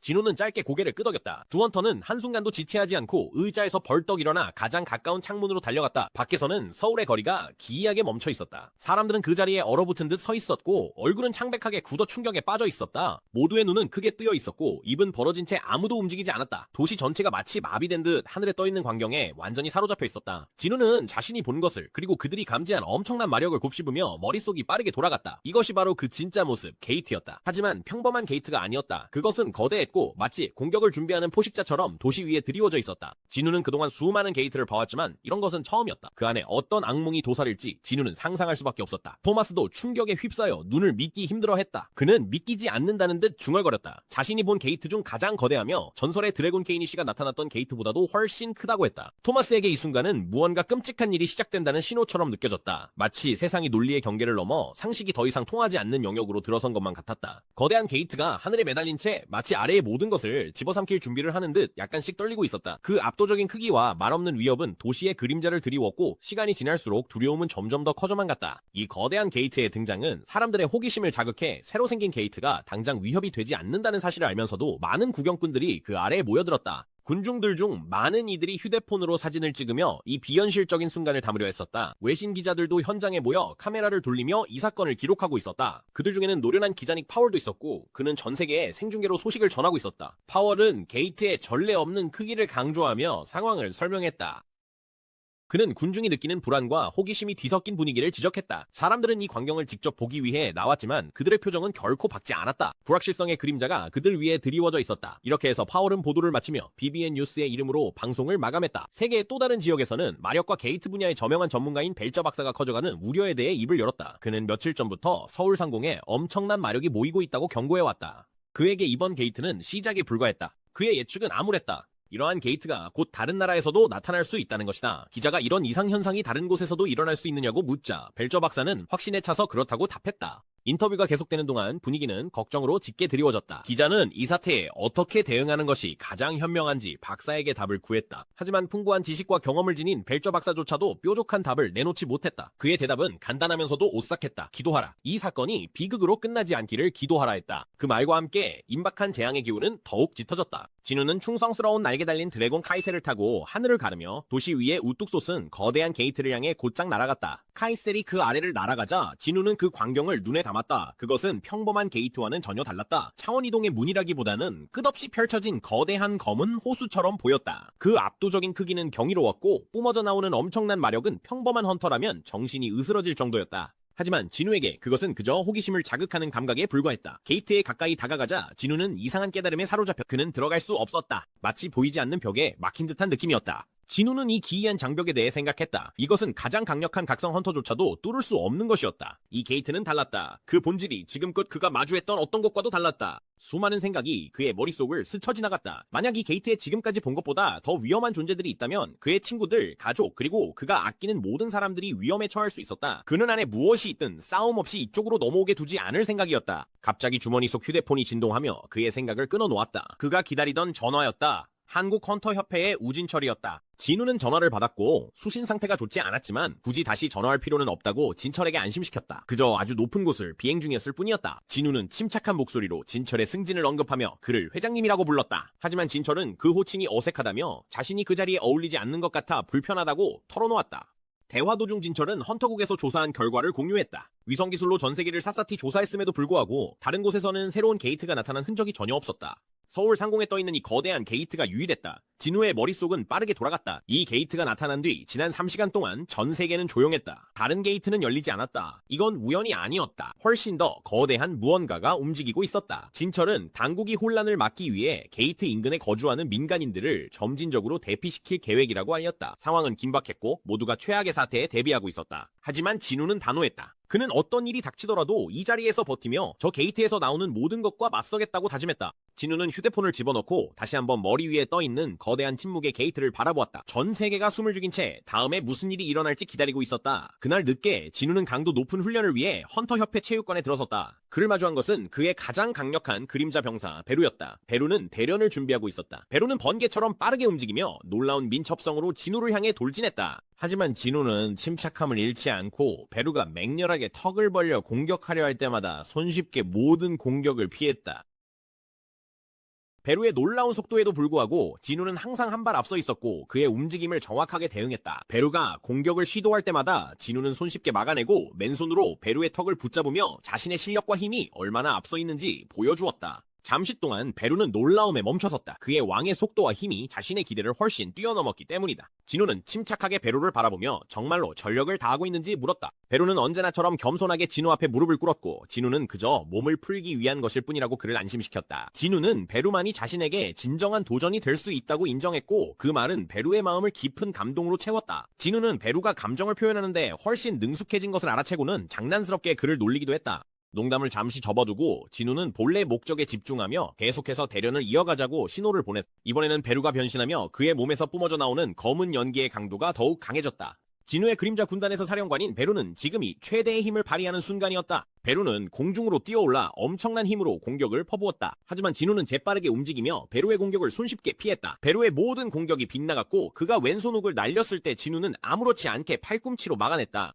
진우는 베루가 사령관이 된 이후로 성장한 모습을 인정하며 그의 힘이 더 강해졌음을 느꼈다. 대련은 점점 더 치열해졌고 베루는 더욱 힘을 쏟으며 속도를 높였다. 그는 필사적으로 일격을 가하려고 했지만 진우는 계속해서 자신의 수준과 베루의 새롭게 얻은 힘을 시험해보았다. 베루가 아무리 빨라져도 진우는 그보다 더 빨랐다. 진우는 강력한 왼손 훅을 베루의 가슴에 꽂아 넣었고 베루는 비틀거리며 뒤로 물러섰다. 대련이 계속되는 동안 진우는 군단에는 오직 한 명의 사령관만 있을 수 있다고 베루에게 상기시켰다. 이그리트와 그리드가 곧 장군의 반열에 오를 것이기에 그들이 베루의 자리를 노리는 것도 머지않은 일이었다. 진우의 말에 자극을 받은 베루는 자신의 지위를 잃을지도 모른다는 두려움에 더욱 필사적으로 싸우기 시작했다. 베루는 깊은 포효를 내지르며 속도를 더욱 끌어올렸고 가진 모든 힘을 쏟아부으며 대결에 임했다. 하지만 아무리 최선을 다해도 그는 여전히 진우에게 단 한 번의 공격도 명중시키지 못했다. 진우는 싸움을 유심히 지켜보며 베루가 그림자 군단에서 가장 강한 유닛임에도 불구하고 앞으로 마주칠 더 강력한 적들을 상대하기에는 아직 부족하다는 사실을 깨달았다. 진우는 재빠른 오른손 펀치로 마지막 일격을 가했고 베루는 체육관을 가로질러 벽에 부딪히며 날아갔다. 스파링 경기는 끝이 났다. 베루는 진우의 압도적인 힘에 감탄하며 다시 한번 왕의 강함을 겸손하게 인정했다. 진우는 베루의 과장된 태도에 웃으며 사극을 너무 많이 본 것 아니냐고 놀렸다. 당황한 베루는 진우를 바라보았고 진우는 자신의 병사가 과장된 연기를 하는 것도 모두 충성심에서 비롯된 것임을 알고 있었다. 스파링이 끝나자 진우는 무너진 체육관 벽을 힐끗 바라보았다. 잠깐의 승리의 기쁨도 그들이 저지른 피해를 깨닫는 순간 빛이 발했다. 그는 한숨을 쉬며 휴대전화를 꺼내 우진철에게 전화를 걸었다. 진우는 긴장된 목소리로 설명할 준비를 하며 이 대화가 쉽지 않을 것임을 알고 있었다. 그는 제안부터 꺼내기로 마음먹고 자신의 군대에 있는 300마리의 개미 병사들이 노동에 능숙하며 수리도 효율적으로 처리할 수 있다고 언급했다. 도시 반대편 서울의 한 호텔에서는 세계에서 가장 강력한 헌터 중 한 명인 토마스 안드레가 머무르고 있었다. 방 안의 분위기는 긴장감이 감돌았지만 토마스는 창가에 서서 멀리서 불길하게 떠오른 게이트를 바라보며 여유로운 모습이었다. 그 어둡고 위협적인 존재는 하늘을 가득 메우며 도시 위로 그림자를 드리웠다. 그것이 내포한 위험에도 불구하고 토마스는 그 거대한 크기와 힘에 매료된 자신을 발견했다. 그는 도저히 시선을 뗄 수가 없었다. 토마스의 신뢰받는 비서인 로라는 곁에 서서 주인을 걱정스럽게 지켜보고 있었다. 로라는 왜 토마스가 다른 사람들은 떠나거나 최악의 상황에 대비하고 있을 때 이곳에 남기로 했는지 의문을 품지 않을 수 없었다. 하지만 토마스에게 그 거대한 게이트는 두려움의 대상이 아니었다. 그의 눈에는 그것이 아름다웠다. 불을 내뿜는 드래곤이든 거대한 게이트의 모습이든 성진우 같은 헌터의 압도적인 힘이든 그의 마음 깊은 곳을 뒤흔드는 모든 것은 토마스에게 아름다움 그 자체였다. 토마스는 언제나 숨이 멎을 만큼 경이롭고 힘과 경외심을 상징하는 것들을 쫓아왔다. 하지만 이번만큼은 토마스가 가질 수 없는 무언가와 마주하게 되었다. 그 게이트 너머의 힘은 그조차도 손이 닿지 않는 것이었고 그것이 그를 더욱 매료시켰다. 그가 이곳을 떠나야 할 이유는 없었다. 게이트 너머에 무엇이 있는지 알 수 없다는 짜릿함, 그리고 그것을 통제하거나 소유할 수 없다는 사실이 그를 이 자리에 붙잡아 두었다. 그의 마음속에는 이제 돌아갈 이유가 없었다. 그는 끝까지 이 일을 지켜봐야 했다. 항상 이성적인 목소리였던 로라는 헌터국이 걱정하고 있다고 그에게 상기시켰다. 그들은 게이트에서 무엇이 나올지, 어떤 위험이 세상에 풀려날지 두려워했다. 하지만 토마스는 그녀의 우려를 침착하고 자신감 있게 흘려보냈다. 그에게 있어 수차례 자신의 힘을 증명한 성진우 곁에 서 있는 것이야말로 누구에게나 가장 안전한 자리였다. 성진우의 힘은 비할 데 없었고 토마스는 다가올 것에 맞설 수 있는 사람이 있다면 바로 그일 것이라고 의심하지 않았다. 하지만 침착한 겉모습 아래에서 토마스는 이번 일이 얼마나 중대한지 알고 있었다. 날카로운 시선으로 게이트를 응시하며 그는 이것이 인류의 종말일지 아니면 새로운 시작의 서막일지 곰곰이 생각했다. 분주한 서울거리에는 자동차 경적 소리와 바삐 움직이는 발걸음 소리가 가득했고 사람들은 대피를 시작하고 있었다.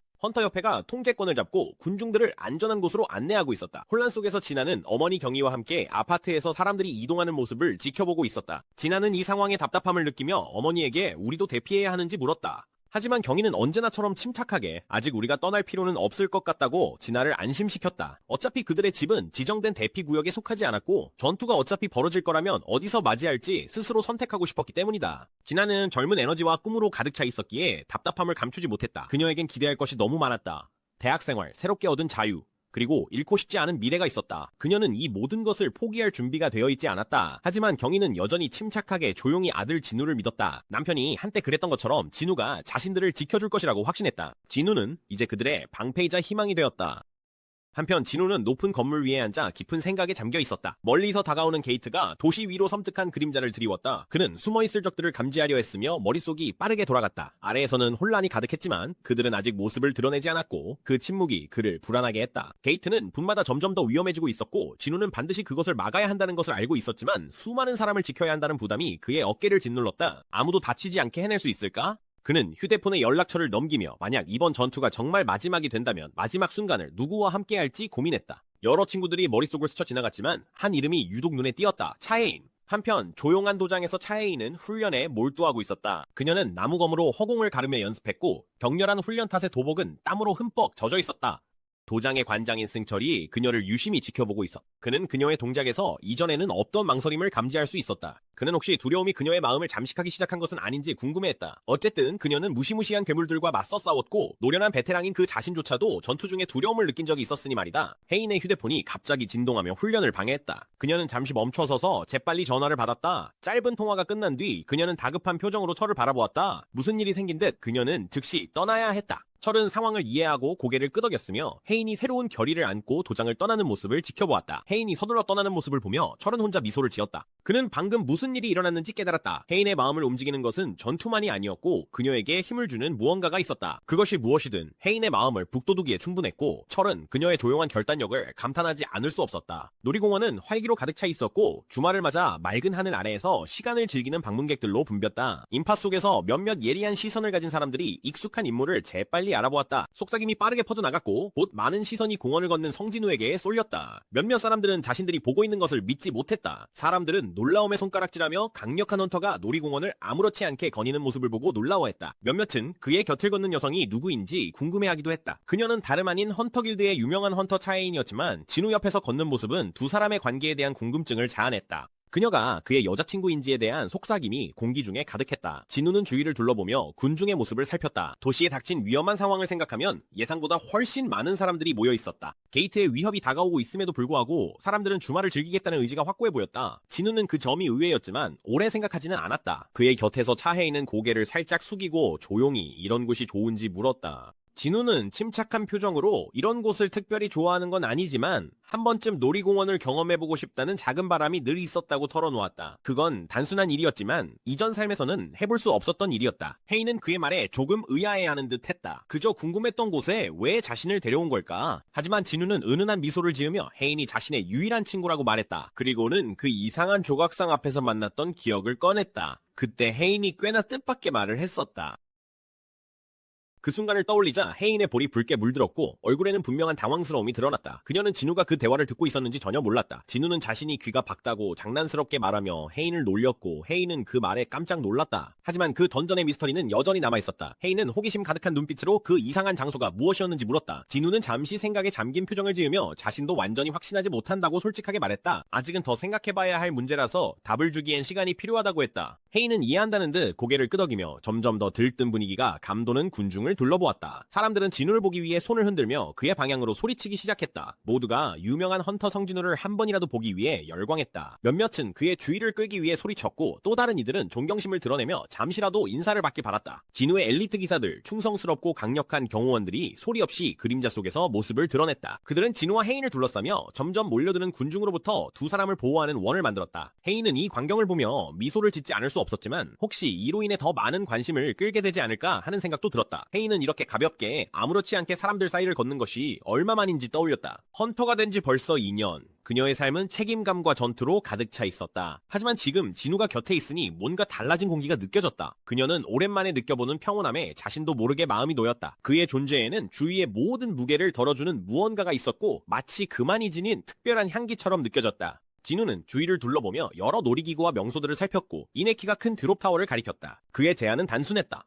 저 놀이기구를 타보고 싶냐는 것이었다. 헤이는 망설임 없이 바로 동의했다. 그러자 진우는 다른 놀이기구를 가리켰고 헤이는 다시 고개를 끄덕이며 그것도 탈 준비가 됐다고 말했다. 진우가 계속해서 다양한 놀이기구를 제안할 때마다 헤이는 언제나 기꺼이 동의했다. 진우는 헤인 역시 평소 사냥꾼으로서의 전투와 도전이 아닌 이런 곳에서 새로운 경험을 원하고 있었음을 깨달았다. 그래서 그는 결심했다. 헤인이 모든 놀이기구를 타고 싶다면 둘이서 이곳의 모든 어트랙션을 다 타보기로. 두 사람은 롤러코스터의 맨 앞자리를 확보했다. 놀이기구가 출발하자 뒤에 앉은 사람들은 비명을 지르며 웃었지만 진우는 자신의 엄청난 능력 덕분에 이 경험이 그다지 자극적이지 않았다. 롤러코스터가 빠르게 달리고 회전하며 루프를 통과해도 진우에게는 주변 모든 것이 마치 슬로우 모션처럼 느껴졌다. 놀이공원을 한참 돌아다닌 후 그들은 간식을 사 먹기로 했다. 자리에 앉아 진우는 헤인에게 재미있냐고 물었다. 헤인은 재밌다고 그를 안심시켰지만 진우는 뭔가를 눈치챘다. 헤인은 가장 스릴 넘치는 놀이기구에서도 한 번도 비명을 지르지 않았다. 진우는 곰곰이 생각하다가 자신들과 같은 S급 헌터에게는 이런 놀이기구가 아마도 너무 느려서 짜릿하지 않을 거라는 사실을 깨달았다. 진우가 헤인에게 놀이기구가 좀 느리지 않았냐고 묻자 헤인은 약간 당황한 듯 고개를 끄덕이며 그렇다고 인정했다.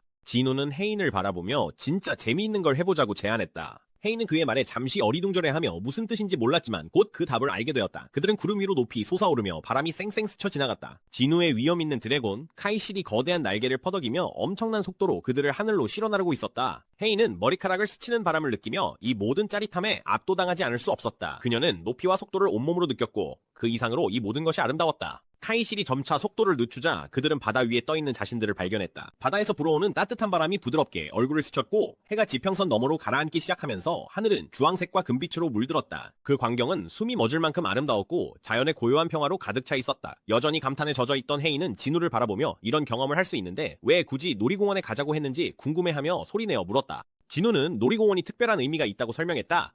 그곳은 바로 그의 아버지가 사라진 게이트 위에 세워진 곳이었다. 그는 적어도 한 번쯤 꼭 가보고 싶었던 장소였다고 말했다. 이 말을 들은 헤이는 말로 대답하지 않았다. 대신 헤이는 조용히 진우를 끌어안으며 그의 등에 따스함을 전했다. 그것은 단순한 행동이었지만 그녀가 느끼는 모든 감정 감사, 연민, 그리고 어쩌면 조용한 이별까지를 모두 담고 있었다. 그녀는 진우의 친절과 너그러움이 자신에게 얼마나 큰 의미였는지 표현하고 싶었다. 헤인의 온기를 느낀 진우는 아직 보여주고 싶은 것이 남아있다고 말했다. 그들은 먼 거리를 날아 광활한 풍경을 지나 마침내 일본에 도착했다. 그들이 착지한 곳은 완전히 황량한 지역으로 인간은 물론이고 마수의 압도적인 기운에 동물들마저 모두 떠난 금지구역이었다. 땅은 끝없이 펼쳐진 나무들로 뒤덮여 있었고 고요하고 손길이 닿지 않은 채 남아있었다. 헤이는 방금 전에 겪은 놀라운 일로 인해 기대에 찬 눈으로 주위를 둘러보았지만 눈에 띄는 것은 없었고 그저 조용한 자연의 광활함과 머리 위에 펼쳐진 별의 바다뿐이었다. 장면이 단순함에도 불구하고 헤이는 한숨을 쉬며 그 모든 것을 마음에 담았다. 그 안에는 말로 다 표현할 수 없는 아름다움이 있었다. 두 사람이 광활한 밤하늘 아래 함께 서 있자 셀 수 없이 많은 별들이 그들 위에서 반짝였다. 헤이는 조용히 진우의 어깨에 머리를 기대었고 두 사람은 별빛이 은은하게 비추는 그 순간에 조용히 서로를 감싸 안으며 밤의 고요함 속에 포근히 감싸였다. 태양은 더 높이 떠올라 평소보다 더 밝게 빛났고 대부분의 인간이 알아채지 못하는 마력이 흐르는 외딴 숲을 환하게 비추었다. 고요한 폭포 근처에서 차 헤이는 조심스럽게 주변을 살폈고 그녀의 움직임은 조용하고 신중했다. 그녀는 차가운 물을 마시기 위해 몸을 숙였고 부드러운 아침바람이 그녀의 뺨을 살며시 스쳤다. 어딘가 먼 곳에서 성진우는 헤인이 깨어났다는 것을 감지했다. 근처에 아침 식사가 맛있기로 유명한 호텔이 있다는 것을 알고 진우는 그곳에서 식사도 하고 씻을 겸 가자고 제안했다. 헤이는 동의했고 진우는 주저없이 카이시를 소환했다. 거대한 짐승이 날개를 펼치며 날 준비를 하자 헤이는 고개를 갸웃하며 이렇게 가까운 곳인데 굳이 날아갈 필요가 있냐고 궁금해하며 말을 꺼냈다. 진우는 아무렇지 않게 전속력으로 달리면 5분 만에 갈 수 있다고 말했고 헤이는 그의 놀라운 능력에 조용히 감탄했다. 그 짧은 시간에 도대체 몇 킬로미터나 달릴 수 있을지 헤이는 궁금해졌다. 곧 그들은 공중에 떠올랐고 카이실은 부드럽게 하늘을 가르며 목적지를 향해 날아갔다.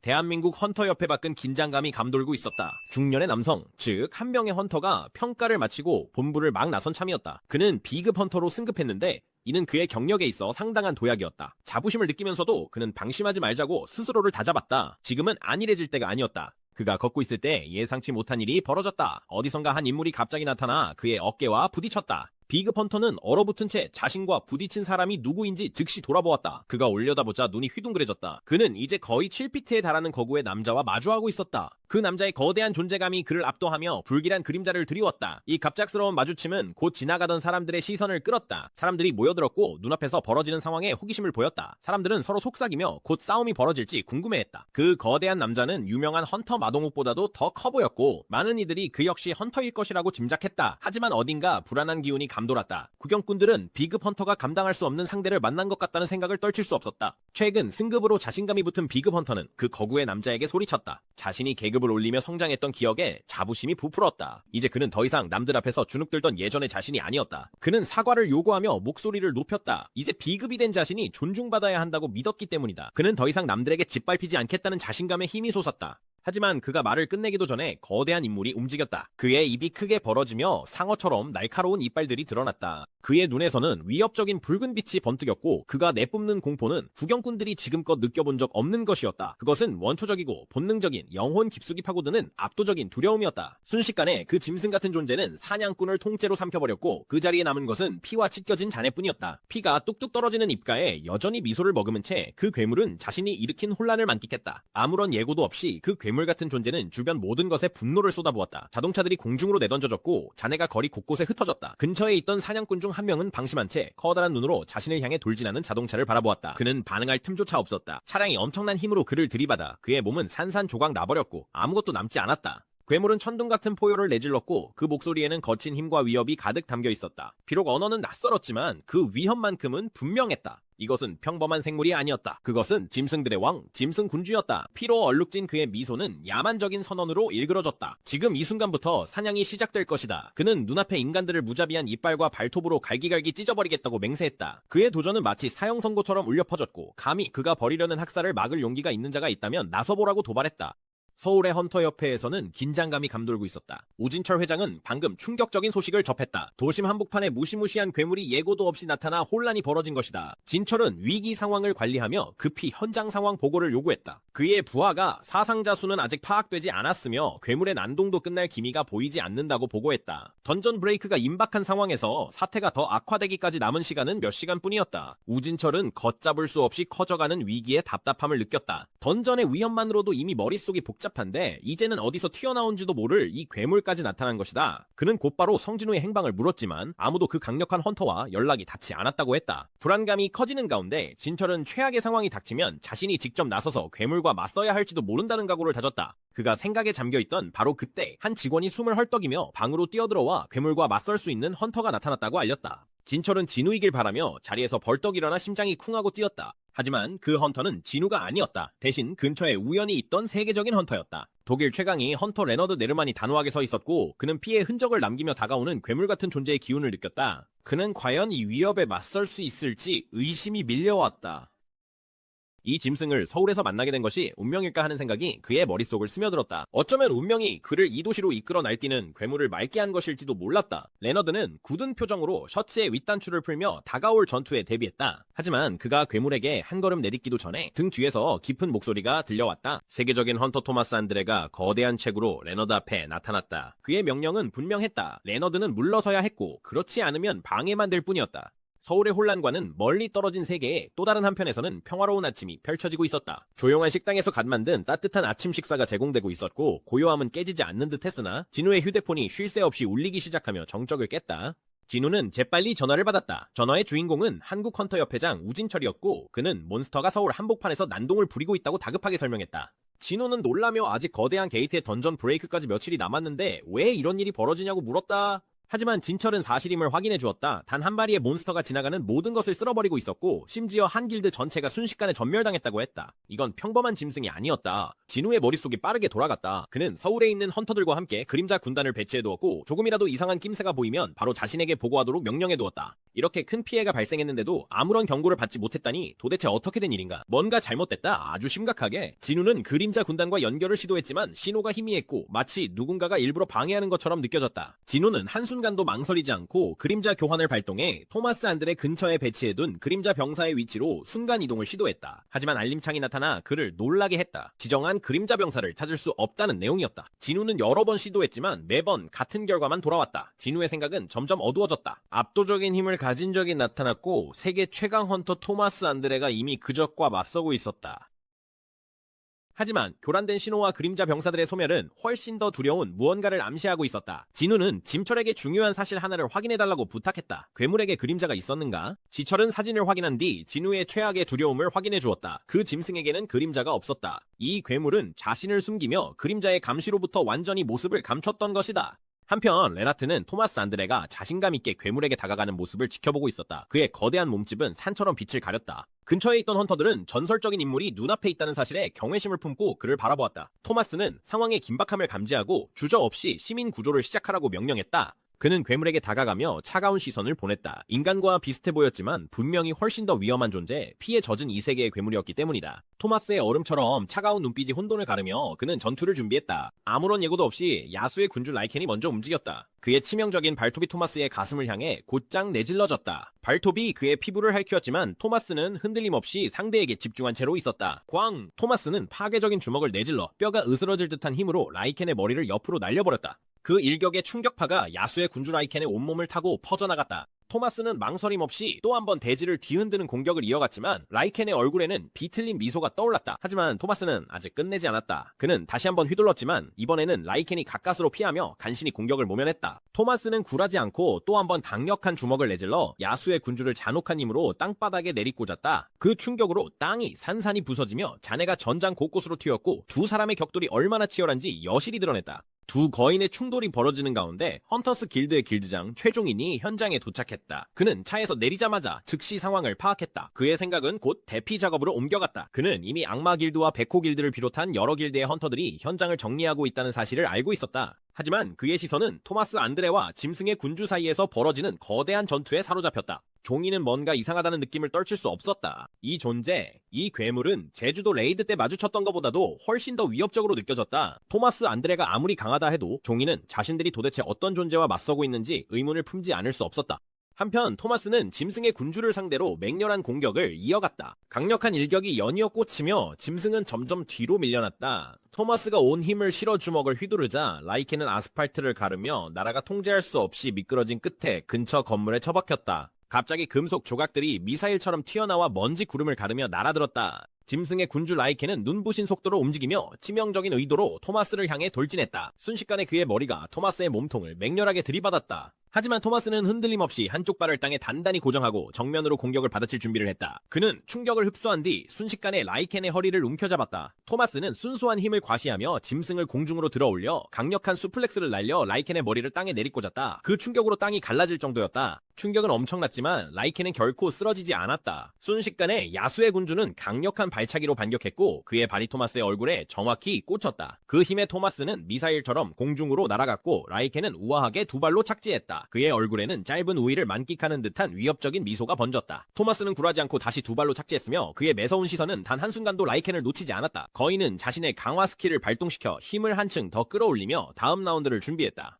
멀리서 백인호, 백호 길드의 길드장은 이 거대한 충돌이 벌어지는 모습을 지켜보고 있었다. 그는 이곳이 자신들이 준비해온 토벌 현장임을 깨달았다. 갑자기 라이켄의 몸이 백인호 근처 땅에 쾅하고 내리꽂히며 땅 전체에 충격파가 퍼졌다. 백인호의 두 눈이 믿기지 않는다는 듯 크게 열렸다. 그 충격의 위력은 그가 지금껏 본 것과는 비교도 할 수 없을 정도였다. 이게 바로 보고되었던 마수란 말인가? 그리고 그렇다면 그 마수와 맞서고 있는 남자는 다름 아닌 거인 토마스 안드레일 것이다. 백인호는 싸움을 지켜보며 경외와 두려움이 뒤섞인 감정을 느꼈다. 그는 토마스에게 격려의 말을 외쳤지만 토마스의 반응은 거칠고 위압적이었다. 토마스는 백인호와 다른 헌터들에게 엄폐하라고 명령했다. 전투가 아직 끝나지 않았음을 알고 있었기 때문이다. 라이켄은 입을 크게 벌린 채 살기를 내뿜었고 그 존재만으로도 주변 사람들에게 공포를 안겨주기에 충분했다. 백인호는 압도적인 공포감을 느꼈다. 이건 평범한 괴물이 아니었다. 그는 이런 존재를 한 번도 본 적이 없었다. 본능적으로 그는 숨어 있으라고 자신에게 시선을 끌지 말라고 외치고 있었다. 그의 내면에 깃든 동물적인 육감은 먹잇감이 포식자에게 들키지 않으려 애쓰는 본능적인 몸부림을 알아차렸다. 백인호가 다음 행동을 고민하던 바로 그때 라이켄이 그의 바로 앞에 나타났다. 백인호는 얼어붙었고 가슴이 쿵쾅거리며 뛰었다. 그는 짐승의 군주와 눈을 마주칠 용기조차 낼 수 없었다.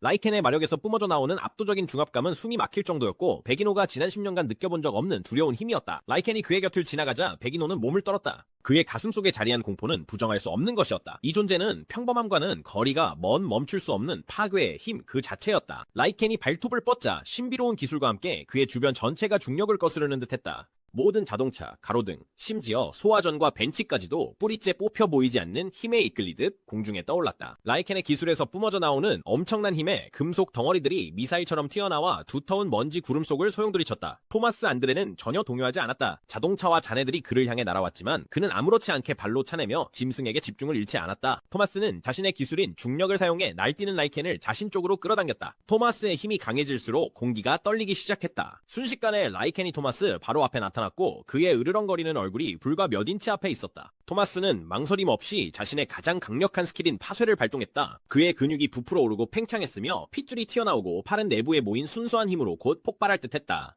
양 주먹을 높이 들어올린 토마스는 그것을 라이켄의 등에 내리꽂았다. 그 충격은 재앙과도 같았다. 거대한 충격파가 전장을 휩쓸며 야수의 군주를 땅속 깊숙이 내리꽂았다. 하지만 토마스는 아직 끝내지 않았다. 그는 쓰러진 야수에게 뛰어들어가 맹렬하게 주먹질을 퍼부었고 각각의 펀치는 그의 기술이 담긴 전력을 실어 날아갔다. 묵직한 일격, 매번 내리칠 때마다 끔찍한 소리가 울려 퍼졌다. 토마스의 주먹은 마치 망치처럼 움직이며 압도적인 힘으로 라이켄을 내리쳤다. 그러나 우위를 점하고 있음에도 불구하고 이상한 불안감이 토마스의 마음을 갉아먹기 시작했다. 땀이 그의 얼굴을 타고 흘렀고 몸이 떨렸다. 그것은 과로 때문이 아니라 마음 깊은 곳에서 자라나는 불길한 느낌 때문이었다. 뭔가 잘못된 것이 있었다. 토마스는 그 이유를 이해할 수 없었다. 그는 싸움을 압도하고 있었고 모든 공격이 명중했으며 한 방 한 방이 점점 더 강력해지고 있었다. 라이켄은 심지어 저항조차 하지 않았다. 그러나 그때 차가운 파도처럼 깨달음이 그를 덮쳤다. 그것은 바로 라이켄의 눈이었다. 전투 내내 라이켄의 시선은 한 번도 변하지 않았다. 그의 눈은 차갑고 깜빡이지 않은 채 불안할 정도로 침착하게 토마스를 응시하고 있었다. 분노로 가득 찬 토마스는 주먹을 높이 들어 올렸다. 그러나 주먹을 내리쳐 짐승의 군주 라이켄을 짓밟으려는 순간 무언가 끔찍하게 잘못되었다.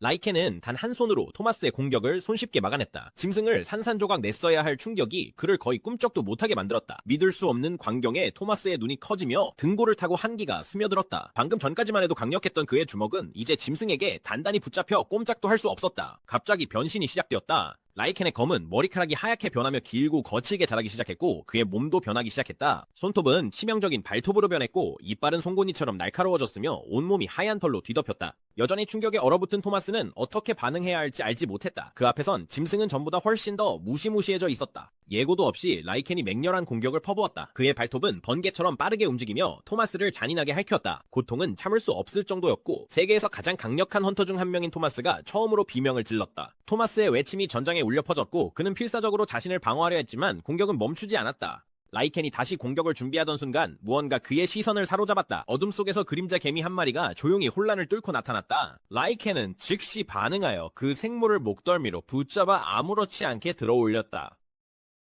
그 짐승은 그림자 개미를 살펴보며 눈을 가늘게 떴고 라이켄의 소나기는 더욱 조여졌다. 라이켄은 아무 생각 없이 손에 쥔 그림자 개미를 으스러뜨렸고 그 형체는 허공으로 흩어졌다. 라이켄은 그것을 대수롭지 않게 여기고 다시 토마스에게 시선을 돌렸다. 이제 토마스는 무릎을 꿇은 채 간신히 몸을 지탱하고 있었다. 라이켄은 토마스의 목을 더욱 세게 움켜쥐며 조롱 섞인 목소리로 사냥꾼을 도발했다. 압도적인 힘을 과시하며 라이켄은 힘 대결을 제안했고 자신의 우월함을 확신했다. 토마스는 만신창이가 되었지만 물러설 준비가 되어 있지 않았다. 그는 간신히 짐승의 뒤로 돌아가 라이켄의 목을 헤드록으로 감아 올리며 자신의 방식대로 싸움을 끝내겠다는 결의를 보였다. 토마스의 마음은 저항으로 불타올랐고 그는 짐승의 군주목을 더욱 세게 조이며 주도권을 잡으려 했다. 하지만 라이켄은 전혀 동요하지 않고 눈을 가늘게 뜨며 표정이 차갑고 위협적으로 변했다. 짐승의 근육이 꿈틀거리며 턱을 꽉 다물었고 곧이어 뼈가 부러지는 소리가 들려왔다.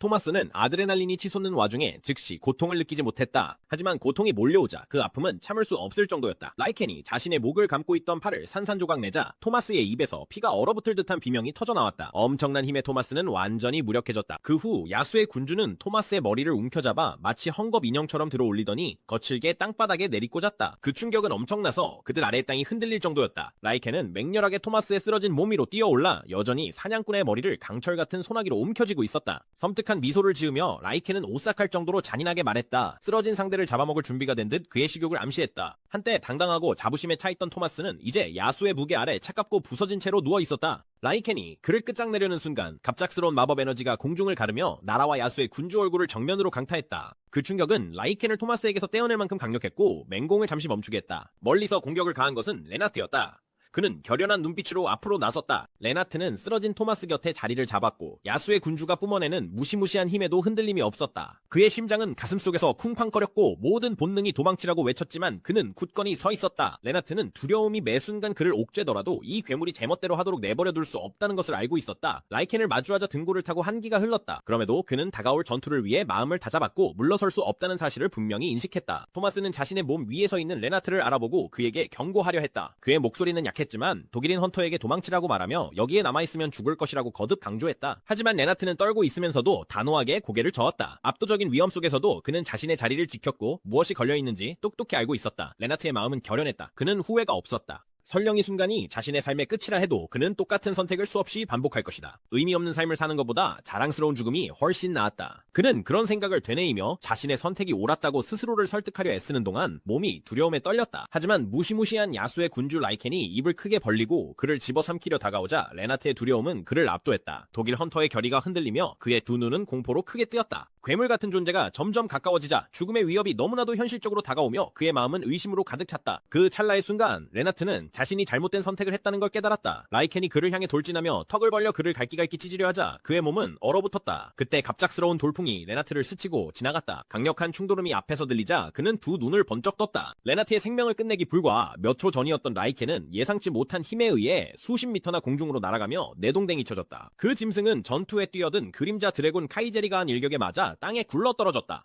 카이젤의 거대한 턱이 라이켄을 움켜쥐고 그를 파괴의 경로에서 완전히 끌어냈다. 레나트는 충격에 휩싸인 채 믿을 수 없다는 듯 그 광경을 지켜보았다. 괴물 같은 라이켄이 허공에 매달린 채로 버둥거리는 모습을 보자 안도감이 레나트에게 밀려왔다. 카이젤의 그림자 형체는 점차 사라지기 시작했고 순식간에 허공으로 흩어지며 라이켄만 남겨두었다. 하지만 라이켄은 여전히 위협적인 미소를 지으며 기뻐하고 있었다. 라이켄의 시선은 소용돌이치는 그림자를 따라갔고 그의 심장은 위에서 무언가가 빠르게 내려오자 거세게 뛰기 시작했다. 헌터 성진우가 완벽한 정확도로 라이켄을 향해 몸을 날렸다. 놀라운 고개 동작으로 진우는 라이켄의 머리 위를 정확히 겨냥해 강력한 다리차기를 날렸다. 그 일격은 짐승의 군주 머리 위에 그대로 꽂혔다. 그 충격음은 귀를 찢을 듯했다. 라이켄 아래의 땅이 충격으로 산산이 부서졌고 아스팔트가 갈라지며 자동차들이 밀려나고 가로등마저 엄청난 압력에 휘어졌다.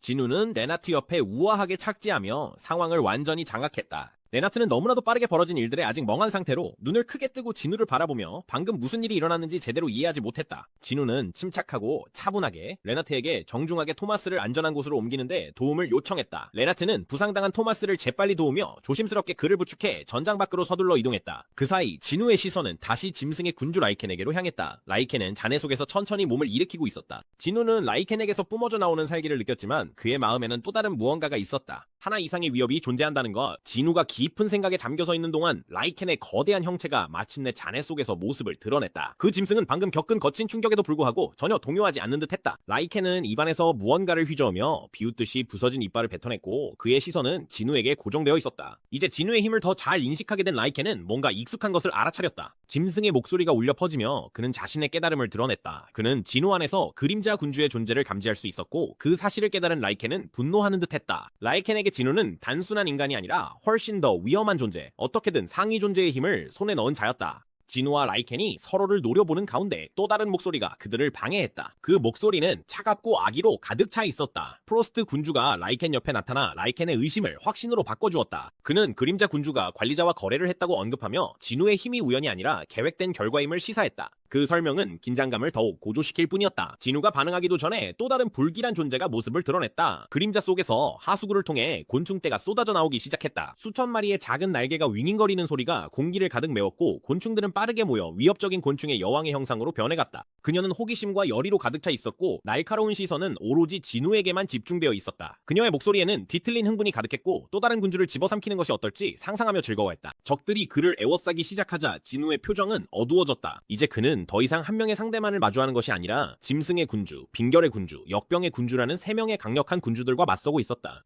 시스템에서 알림이 깜빡이며 그의 두려움을 확인시켜 주었다. 각 군주들은 그를 적으로 지목했다. 진우의 검은 심장은 이처럼 압도적인 힘의 존재를 감지하자마자 즉각 반응하며 그의 안에서 거칠게 뛰기 시작했다. 마치 그의 온 존재가 이제 에너지로 가득 살아난 듯했다. 우렁찬 심장박동이 그의 가슴을 가득 채웠다. 하지만 절박한 상황임에도 불구하고 진우의 입가에는 비웃음이 번졌고 그의 눈은 차갑게 빛났다. 진우는 간단한 명령과 함께 그림자 군단을 소환했다. 그림자들이 땅에서 솟아올라 진우를 에워싼 군단이 되었고 새 군주와 맞설 준비를 마쳤다. 서리 군주는 침착하게 서 있었고 진우의 충성스러운 기사 이그리트가 전속력으로 그를 향해 돌진했다. 이그리트 바로 옆에는 아이언이 함께 있었고 두 명이 동시에 공격을 가하기 위해 접근했다. 반대편에서는 탱크와 지마가 포효하며 짐승 군주를 향해 몸을 날렸다. 개미 병사들이 일사불란하게 움직이며 역병 군주를 향해 곧장 돌진하자 공기가 떨렸다. 짐승 군주 라이켄은 눈앞에 펼쳐진 거대한 그림자 군단을 보며 재미있다는 듯 으르렁거렸다. 그의 목소리에는 놀라움과 호기심이 담겨 메아리쳤다. 하지만 서리 군주는 전혀 동요하지 않았다. 그는 오싹할 정도로 침착하게 앞으로 나아가며 힘을 해방할 준비를 했다. 서리 군주는 천천히 깊게 숨을 들이쉰 뒤 뼛속까지 시리는 바람을 내뿜어 전장을 휩쓸었다. 차가운 공기가 파짓거림에 닿는 모든 것을 순식간에 얼려버렸다. 그녀는 이제 진우의 그림자 병사들과 함께 갇혀버린 자신의 곤충 자식들의 운명을 한탄했다. 그녀는 오랜만에 그들을 다시 보게 되자 마음속 깊은 곳에서 어두운 감정이 일어난 듯 오싹할 정도로 침착하게 말했다. 서리 군주는 그녀의 말에 전혀 동요하지 않고 계속해서 진우를 조롱했다. 그는 진우가 이 얼어붙은 병사들로 군주들의 길을 막을 수 있다고 생각하는 것이 우스꽝스럽다고 여겼다. 그것은 모욕적이었고 더 나아가 진우라는 한낱 인간이 그림자 군주의 모든 힘을 흡수했다고 믿는 사실 자체가 우스웠다. 비록 그림자 군주가 한때 그들 중 가장 위대했지만 그들은 자신들이 결코 과소평가될 존재가 아니라고 믿었다. 서리 군주는 얼굴을 찡그렸고 진우가 이전에 입힌 어깨 상처가 고통으로 욱신거리는 듯했다. 서리 군주는 분노에 휩싸여 재빠른 손짓으로 얼음으로 뒤덮인 땅에서 골렘들을 소환했다. 거대하고 우뚝 솟은 얼음과 돌의 형상들이 일어나기 시작했고 그 길을 가로막는 모든 것을 짓밟을 태세였다. 동시에 곤충의 여왕 캐리타가 휘파람을 불자 전장의 시체들이 되살아났다. 땅에 흩어져 있던 생명 없는 시체들은 금이 가고 뒤틀리기 시작했고 뼈가 부러지며 다시 형성되어 거미처럼 진우를 향해 기어오는 기괴한 니다리 생물로 변했다. 진우의 눈이 가늘게 좁아졌다. 인간과 거미가 뒤섞인 흉물들이 순식간에 그에게 달려들었지만 진우의 반응은 그보다 더 빨랐다. 그의 쌍검 카미쉬의 분노가 공기를 가르며 휘둘러질 때 시간마저 느리게 흐르는 듯했다. 그에게 뛰어드는 괴물들은 하나씩 정확하게 반으로 잘려 두 동강난 시체가 힘없이 땅에 떨어졌다. 진우가 괴물들을 처리하는 사이 거대한 얼음 골렘이 그를 향해 다가왔다. 거대한 골렘은 엄청난 발을 들어 진우를 짓밟으려 했다. 하지만 진우가 더 빨랐다. 순식간에 그는 빛보다 빠르게 움직여 골렘의 등 위로 뛰어올랐다. 한 번의 날카로운 동작으로 그는 골렘의 머리를 정확히 두 동강 내었고 거대한 몸체는 산산이 부서지며 땅에 쓰러졌다. 또 다른 두 골렘이 진우를 향해 달려들었다. 그들의 얼음 발톱이 진우를 갈기갈기 찢으려 뻗쳐왔다. 하지만 그는 이미 그들의 공격을 예상하고 있었다. 순식간에 그는 엄청난 속도와 힘으로 그들을 꿰뚫었고 골렘들은 산산조각이 나며 잔해로 변해버렸다. 진우는 지배자의 권능을 사용해 총알처럼 프로스트 모나크를 향해 몸을 날렸고 그 속도의 프로스트 모나크는 미처 대응하지 못했다. 진우는 눈 깜짝할 사이에 그의 바로 앞에 나타나 단검을 찍혀들고 공격할 준비를 마쳤다. 하지만 카미시의 분노가 막 닿으려는 순간 무언가가 그 공격을 가로막았다. 그것은 바로 수인군주 라이켄이었고 그는 자신의 손목으로 그 공격을 막아냈다. 라이켄은 자신감에 차서 우뚝 서 있었고 평범한 칼날 따위로는 자신을 해칠 수 없다고 믿고 있었다. 하지만 진우의 단검은 라이켄의 손목을 깨끗이 베어내며 그의 팔에서 손목을 잘라냈다. 액체가 전장에 튀어오르며 짐승은 믿을 수 없다는 듯 포효했다. 방금 일어난 일에 충격을 받은 것이다. 진우의 무기는 평범한 금속 조각이 아니었다. 그것은 수인군주가 생각했던 것보다 훨씬 더 강력했다. 라이켄이 무슨 일이 일어났는지 완전히 이해하기도 전에 진우는 또 다른 위협을 감지했다. 그는 고개를 들어 곤충의 여왕이 공격을 준비하는 모습을 재빨리 포착했다. 마력이 담긴 그녀의 주먹이 그를 향해 돌진해왔다. 간신히 시간을 벌어 진우는 공격을 피했고 그녀의 주먹에서 뿜어져 나온 충격파는 근처에 있던 인간 거미들을 산산조각냈다. 퀘리타는 위협적인 마력을 온몸에 두르고 굳건히 서서 싸움을 계속할 준비를 했다. 한편 라이켄은 잘려나간 손목을 다시 붙이기 시작했고 힘줄과 뼈가 아무 일도 없었던 것처럼 다시 이어졌다. 진우는 숨을 내쉬며 전투가 아직 끝나지 않았음을 깨달았다. 그는 모든 것을 처음부터 다시 시작해야 했다. 전장은 분노한 프로스트 군주가 조종하는 골렘들, 역병 군주가 조종하는 인간, 거미 혼종들, 그리고 팔이 완전히 재생된 짐승 군주까지 모두가 완벽한 일사불란함으로 진우를 향해 돌진하며 혼돈에 휩싸였다. 상황이 절망적으로 보이던 그때 그의 뒤에서 큰 금이 가는 소리가 울려 퍼졌다. 진우는 갑자기 안도감이 밀려드는 목소리를 들었다. 그것은 베루였다. 강력한 개미 지휘관이자 진우의 충성스러운 그림자 병사인 베루가 마침내 속박에서 벗어난 것이다. 왕을 지키려는 베루의 본능은 그의 머릿속의 모든 다른 생각을 압도했다. 그는 비상상태에 돌입했고 오직 진우를 지키는 데만 집중했다. 베루는 날개를 맹렬하게 퍼덕이며 공중으로 솟구쳤고 다른 군주들이 놀랄 정도의 속도로 진우를 향해 곧장 날아갔다. 베로의 날카로운 울음소리가 서울 거리를 울려 퍼지며 그 강렬함으로 주변 전체를 뒤흔들었다. 서리 군주는 믿을 수 없다는 듯이 서 있었고 진우의 그림자 병사 중 하나가 자신의 속박 마법을 뚫고 나온 것에 충격을 받았다. 이것은 평범한 병사가 아니었다. 지휘관급 존재인 베로는 그 자체로 파괴의 힘이었다. 그리고 그런 존재가 인간의 지배를 받고 있다는 사실은 실로 경이로울 따름이었다. 평소 압도적인 힘에 자신만만하던 짐승 군주조차도 잠시 흔들릴 수밖에 없었다. 그는 지휘관급 그림자 병사의 힘을 잘 알고 있었고 베로가 전장에서 신과도 같은 파괴의 존재임을 인정했다. 하지만 역병군주는 전혀 동요하지 않았다. 그녀는 베로를 경멸스럽게 바라보며 감히 자신에게 도전한 이 불순종하는 개미를 반드시 벌하겠다고 결심했다. 손을 뻗어 공중에 있는 베로를 붙잡아 으스러뜨리려 했다. 하지만 베로는 결코 물러설 존재가 아니었다. 강한 결의와 군주들의 예상을 뛰어넘는 속도로 그는 곤충의 여왕이 뻗은 손을 향해 돌진했다. 순간적인 분노와 본능에 휩싸인 베로는 귀청이 터질 듯한 비명을 내질렀고 그 소리는 여왕의 손을 손쉽게 갈기갈기 찢어버렸다. 그의 공격의 위력에 군주들은 믿을 수 없다는 표정을 지었다. 적이 잠시 제압된 틈을 타 베로는 재빨리 진우의 곁으로 돌아왔다. 우아하게 착지한 그는 왕 앞에 무릎을 꿇었고 진우를 지키겠다는 충성과 결의는 변함없었다. 그는 진우의 힘에 감탄하며 말을 이었다. 그의 말은 다소 극적이었지만 왕이 보여준 힘에 대한 자부심이 담겨 있었다. 하지만 진우는 그 칭찬에 오래 집중할 수 없었다. 베로의 말이 울려 퍼지는 사이 근처에 있던 죽은 시체들이 빠르게 움직이며 그들을 향해 달려들었다. 항상 경계하고 있던 베로는 즉시 공격 태세로 전환해 다가오는 위협들을 순식간에 갈기갈기 찢어버렸다. 그의 거침없는 움직임 덕분에 진우는 즉각적인 위험에서 벗어날 수 있었다. 하지만 두 사람 모두 잠시 방심하고 말았다. 혼란 속에서 진우가 몸을 돌리자 거대한 손바닥의 그림자가 그를 향해 내려오는 것이 보였다. 곤충의 여왕이 기습적으로 공격을 감행해 진우를 한낱 벌레처럼 내리쳤다. 그 일격의 위력은 엄청났다. 진우는 건물 옆으로 내던져졌고 충격으로 인해 건물 전체가 흔들렸다. 충격파가 주변 지역으로 퍼져나가며 다른 건물들까지 흔들리게 했다. 진우는 잔해 속에서 힘겹게 몸을 일으켰고 충돌로 인해 온몸이 쑤셨다. 그는 거칠게 숨을 몰아쉬었고 세상이 빙글빙글 도는 듯한 느낌이 들었다. 어지럽고 혼란스러운 상태에서 그의 귀에는 이명이 울렸고 잠시 시야가 흐려졌다. 하지만 쉴 틈조차 없었다. 진우가 정신을 가다듬고 위를 올려다보자 그는 끔찍한 광경을 목격했다. 수천 개의 얼음 화살이 그의 머리 위에 떠 있었던 것이다. 그 화살들은 프로스트 모나크가 만들어낸 것으로 각각이 날카롭고 치명적이었으며 모두 진우를 겨누고 있었다. 지체 없이 진우는 몸을 단단히 굳혔다. 그의 움직임은 번개처럼 빨라 쏟아지는 화살을 튕겨내는 모습이 마치 사라졌다가 번쩍이며 다시 나타나는 것처럼 보였다 공포와 번뜩임 속에서 프로스트 모나크는 진우의 끈질김에 감탄하면서도 자신의 전략에 대한 확신을 잃지 않았다. 그는 진우를 조롱하며 인간이 사방에서 쏟아지는 끊임없는 공격을 얼마나 버틸 수 있을지 궁금해했다. 그러나 프로스트 모나크가 생각을 끝내기도 전에 예상치 못한 일이 벌어졌다. 갑작스러운 날카로운 통증이 프로스트 모나크의 가슴을 꿰뚫었다. 그는 믿을 수 없다는 듯 두 눈을 크게 뜨고 아래를 내려다보니 단검이 깊숙이 밝혀 있었다. 혼란이 그를 휩쓸었다. 진우가 어떻게 자신도 모르게 이렇게 가까이 다가올 수 있었던 걸까? 진우는 그의 앞에 서 있었고 목소리는 침착했으며 시선은 흔들림이 없었다. 진우는 이 전장에서 그를 살아서 보내지 않겠다고 약속했고 그 약속을 반드시 지킬 생각이었다. 프로스트 모나크의 피가 분노로 끓어올랐다. 어떻게 하찮은 인간이 군주 중 한 명에게 상처를 입힐 수 있단 말인가? 가슴에 밝힌 단검을 진우가 재빨리 소환하자 칼날이 군주의 심장을 꿰뚫고 그의 손으로 돌아왔다.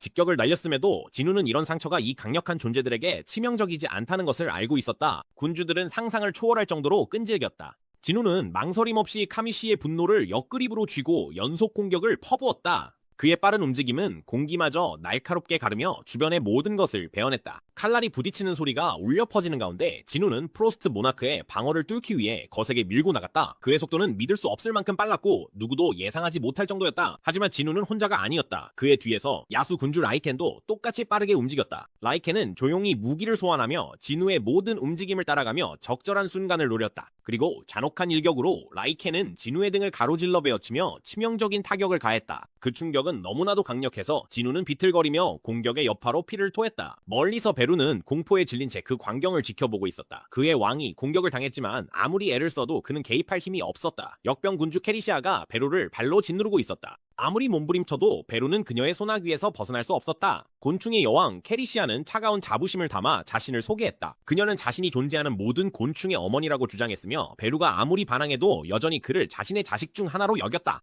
짓누르는 무게에 갇힌 채 베루는 분노에 찬 포효를 내질렀지만 소용없었다. 이 상태로는 자신의 왕을 지킬 수 없었다. 진우가 간신히 몸을 가누려 애쓰는 사이 라이켄은 마지막 일격을 준비했다. 진우는 무릎을 꿇은 채 치명적인 공격을 맞은 뒤 정신을 가다듬으려 애쓰고 있었다. 야수 군주는 무기를 들어올리며 마지막 일격으로 진우의 생명을 끊으려 했다. 그 순간 베루의 분노가 폭발했다. 그는 절박하게 비명을 지르며 다른 그림자 병사들에게 주군을 도우라고 외쳤다. 전장을 둘러싼 얼음이 금이 가기 시작했고 그 아래에서 붉게 빛나는 두 눈이 나타났다. 진우의 가장 강력한 그림자 중 하나인 그리드가 자신을 가두고 있던 얼음을 산산이 부수고 나왔다. 그리드는 깊고 위협적인 으르렁거림과 함께 앞으로 나섰다. 거대한 그의 모습은 전장을 압도하며 진우의 길을 가로막는 모든 것을 베어버릴 태세였다. 멀리서 야수 군주 라이켄이 그 광경을 지켜보고 있었다. 그 앞에선 존재는 평범한 그림자가 아니었다. 그는 한때 강력한 전사였으며 누구도 쉽게 상대할 수 없는 힘을 지녔었다. 서리 군주 역시 지금 벌어지고 있는 일에 예리하게 주목하고 있었다. 그리드, 이그리스, 터스크와 같은 상위 그림자 병사들이 하나둘씩 모습을 드러내기 시작했고 각자 자신들을 가두고 있던 얼음에서 벗어났다. 그들의 포효가 전장 전체에 울려 퍼지며 전세가 곧 뒤바뀔 것임을 알렸다. 서리군주는 진우를 내려다보며 그의 부상을 눈치챘다. 조금 전의 공격으로 진우는 치명상처럼 보이는 상처를 입었고 군주는 전투가 곧 끝날 것이라 생각했다. 하지만 서리군주가 전투를 끝내려는 순간 진우는 미소를 지으며 일어섰고 그의 얼음처럼 차가운 시선은 전혀 흔들리지 않았다.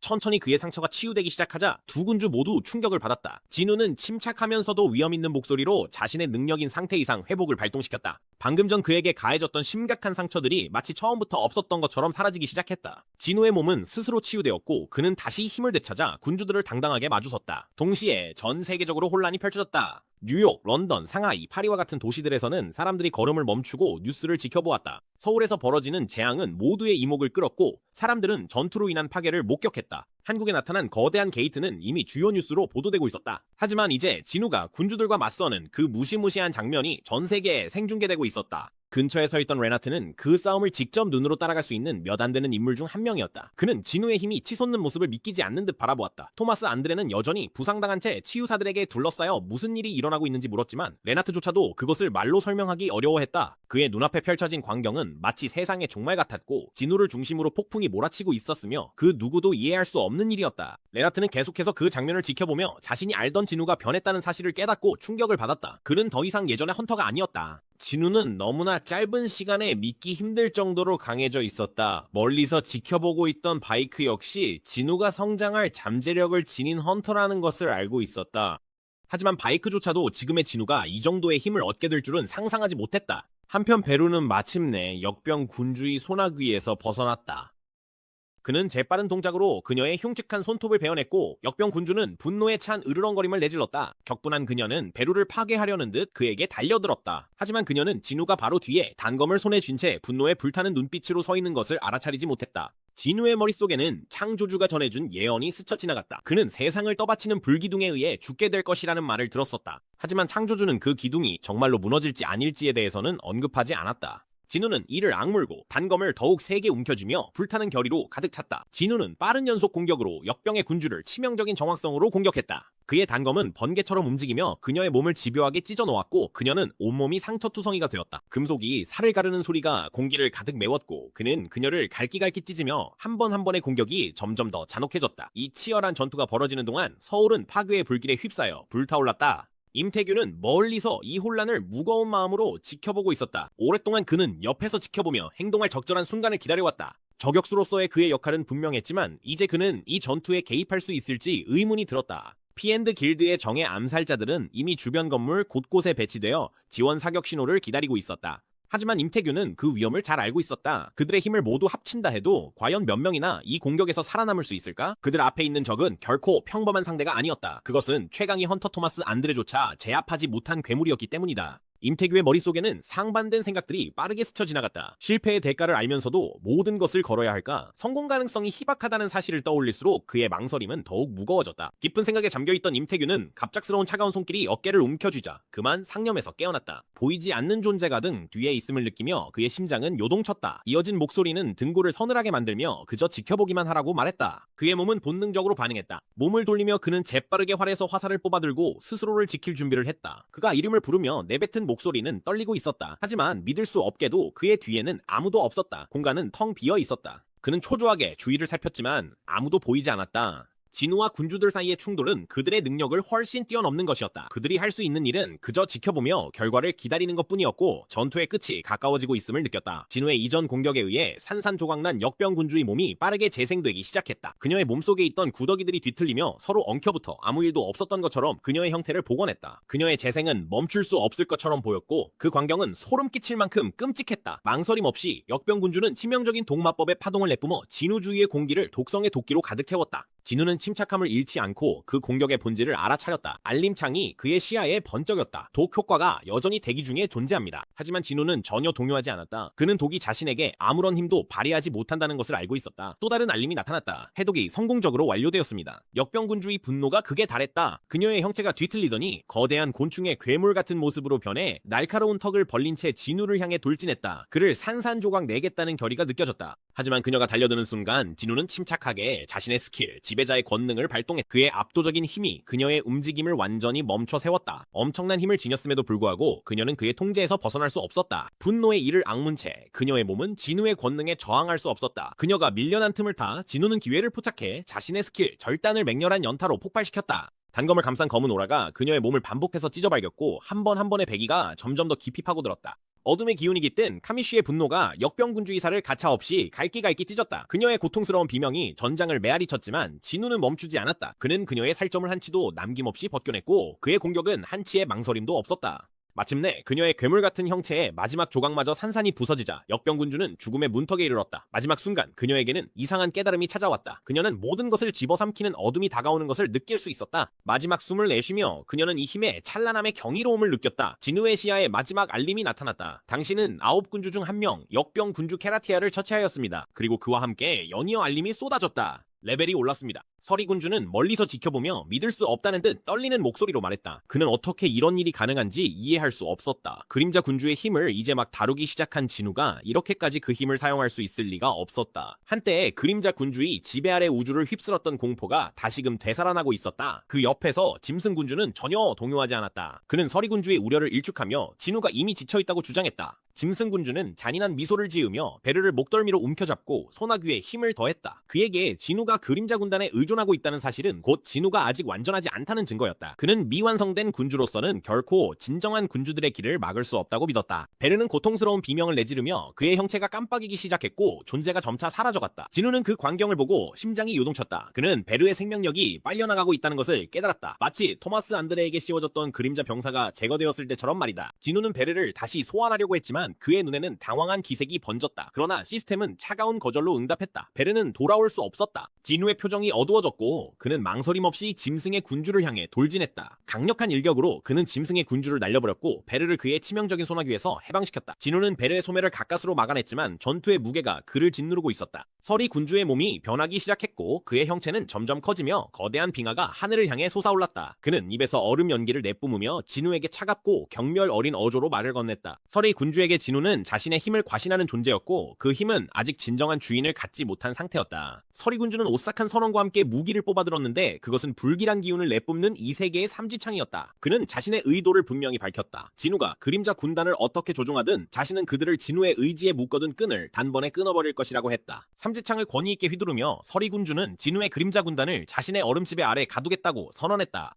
그는 그림자 군단을 끝없는 치유와 부활의 순환에 빠뜨려 진우의 만화를 빨아들이는 기생충으로 만들어버리겠다고 했다. 서리 군주는 진우를 향해 삼지창을 휘둘렀고 날카로운 끝은 치명적인 얼음 기운으로 빛났다. 그 공격에 실린 힘은 분명한 도전의 메시지를 담고 있었다. 진우는 단검으로 공격을 막으려 했지만 삼지창의 힘은 압도적이었다. 칼날이 진우의 어깨를 스치며 깊게 베었다. 상처에서 피가 쏟아져 나와 옷을 적셨고 극심한 통증이 온몸을 관통했다. 서리군주는 아직 끝내지 않았다. 삼지창을 더욱 세게 움켜쥐고 그는 재빠른 동작으로 공중에서 몸을 굴리더니 진우가 방금 전까지 서 있던 땅을 향해 무기를 내리꽂았다. 무기가 닿은 자리의 땅이 충격에 갈라졌지만 진우는 이미 사라져 있었고 군주가 따라잡을 수 없을 만큼 빠르게 움직였다. 군주는 주위를 살피며 진우의 위치를 찾으려 애쓰는 동안 놀라움이 그의 눈에 스쳤다. 순식간에 진우가 나타나 단검을 들고 군주의 눈을 정확히 노렸다. 그러나 서리군주는 날카로운 본능으로 머리를 재빨리 돌려 치명적인 일격을 피했다. 군주는 곧바로 반격해 진우의 몸통에 강력한 일격을 날렸다. 그 일격은 잔혹했다. 진우는 갈비뼈가 부러지는 것을 느꼈고 피를 토하며 충격에 의해 공중으로 튕겨나갔다.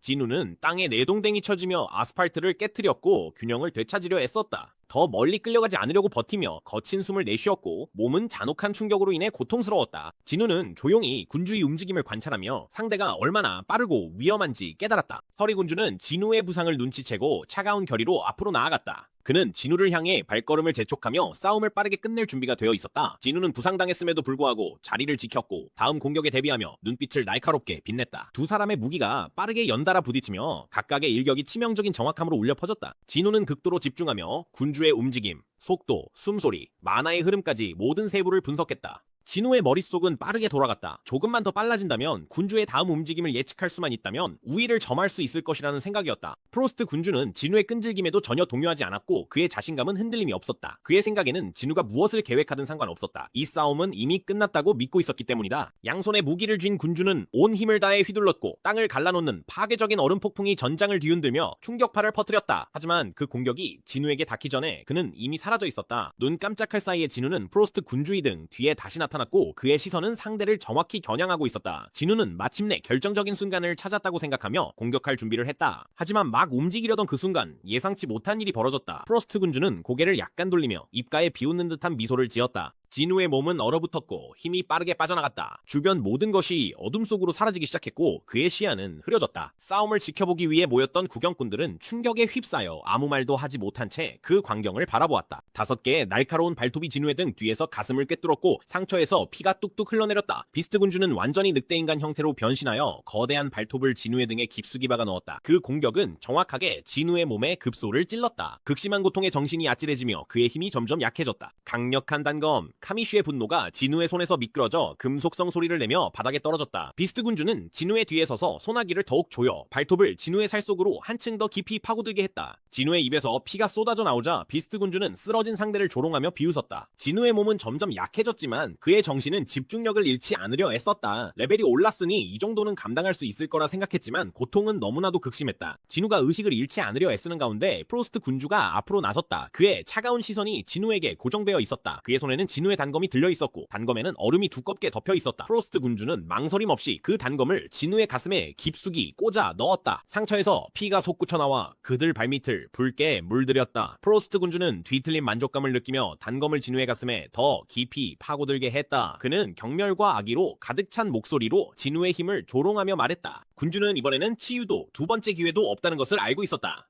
진우는 아무리 강해도 여전히 미완성이었고 그림자 군주의 완전한 모습이 아니었다. 진우의 생명이 점점 희미해지는 동안 프로스트 군주는 잔인한 독백을 이어가며 인간 세계에 닥칠 공포를 묘사했다. 시체의 산과 피의 강, 인류의 멸망은 군주의 눈에는 피할 수 없는 운명처럼 보였다. 그리고 진우의 고향, 그의 나라에는 더욱 잔혹한 운명이 기다리고 있었다. 프로스트 군주는 모든 생명을 얼려버리겠다고 약속하며 그들을 끝없는 고통의 영원 속에 가두어 살 수도 죽을 수도 없게 만들겠다고 했다. 고통은 끝이 없을 것이고 군주는 그 생각만으로도 쾌감을 느꼈다. 단검의 차가움이 진우의 몸속 깊숙이 스며들며 그를 안에서부터 얼려버렸다. 팔다리가 점점 마비되고 감각이 둔해지며 시야가 어두워지기 시작했다. 인간의 심장은 점점 느려지더니 마침내 멈췄다. 진우의 의식은 서서히 사라졌고 곧 그는 텅 비고 차가운 어둠 속을 떠돌았다. 그의 삶이 끝나자 심지어 그 공허 속에서도 일련의 알림이 나타나기 시작했다. 플레이어의 HP가 이제 0이 되었으며 플레이어가 사망했습니다. 하지만 곧이어 또 다른 메시지가 나타났다. 플레이어는 블랙하트를 소유하고 있습니다. 새로운 창이 열리며 패시브 스킬의 모든 조건이 충족되었음을 보여주었다. 진우의 스킬 목록이 깜빡이며 갱신되는 가운데 그의 내면 깊숙한 곳에서 무언가 알 수 없는 것이 깨어났다. 죽음조차도 진우의 이야기를 끝내지 못했다.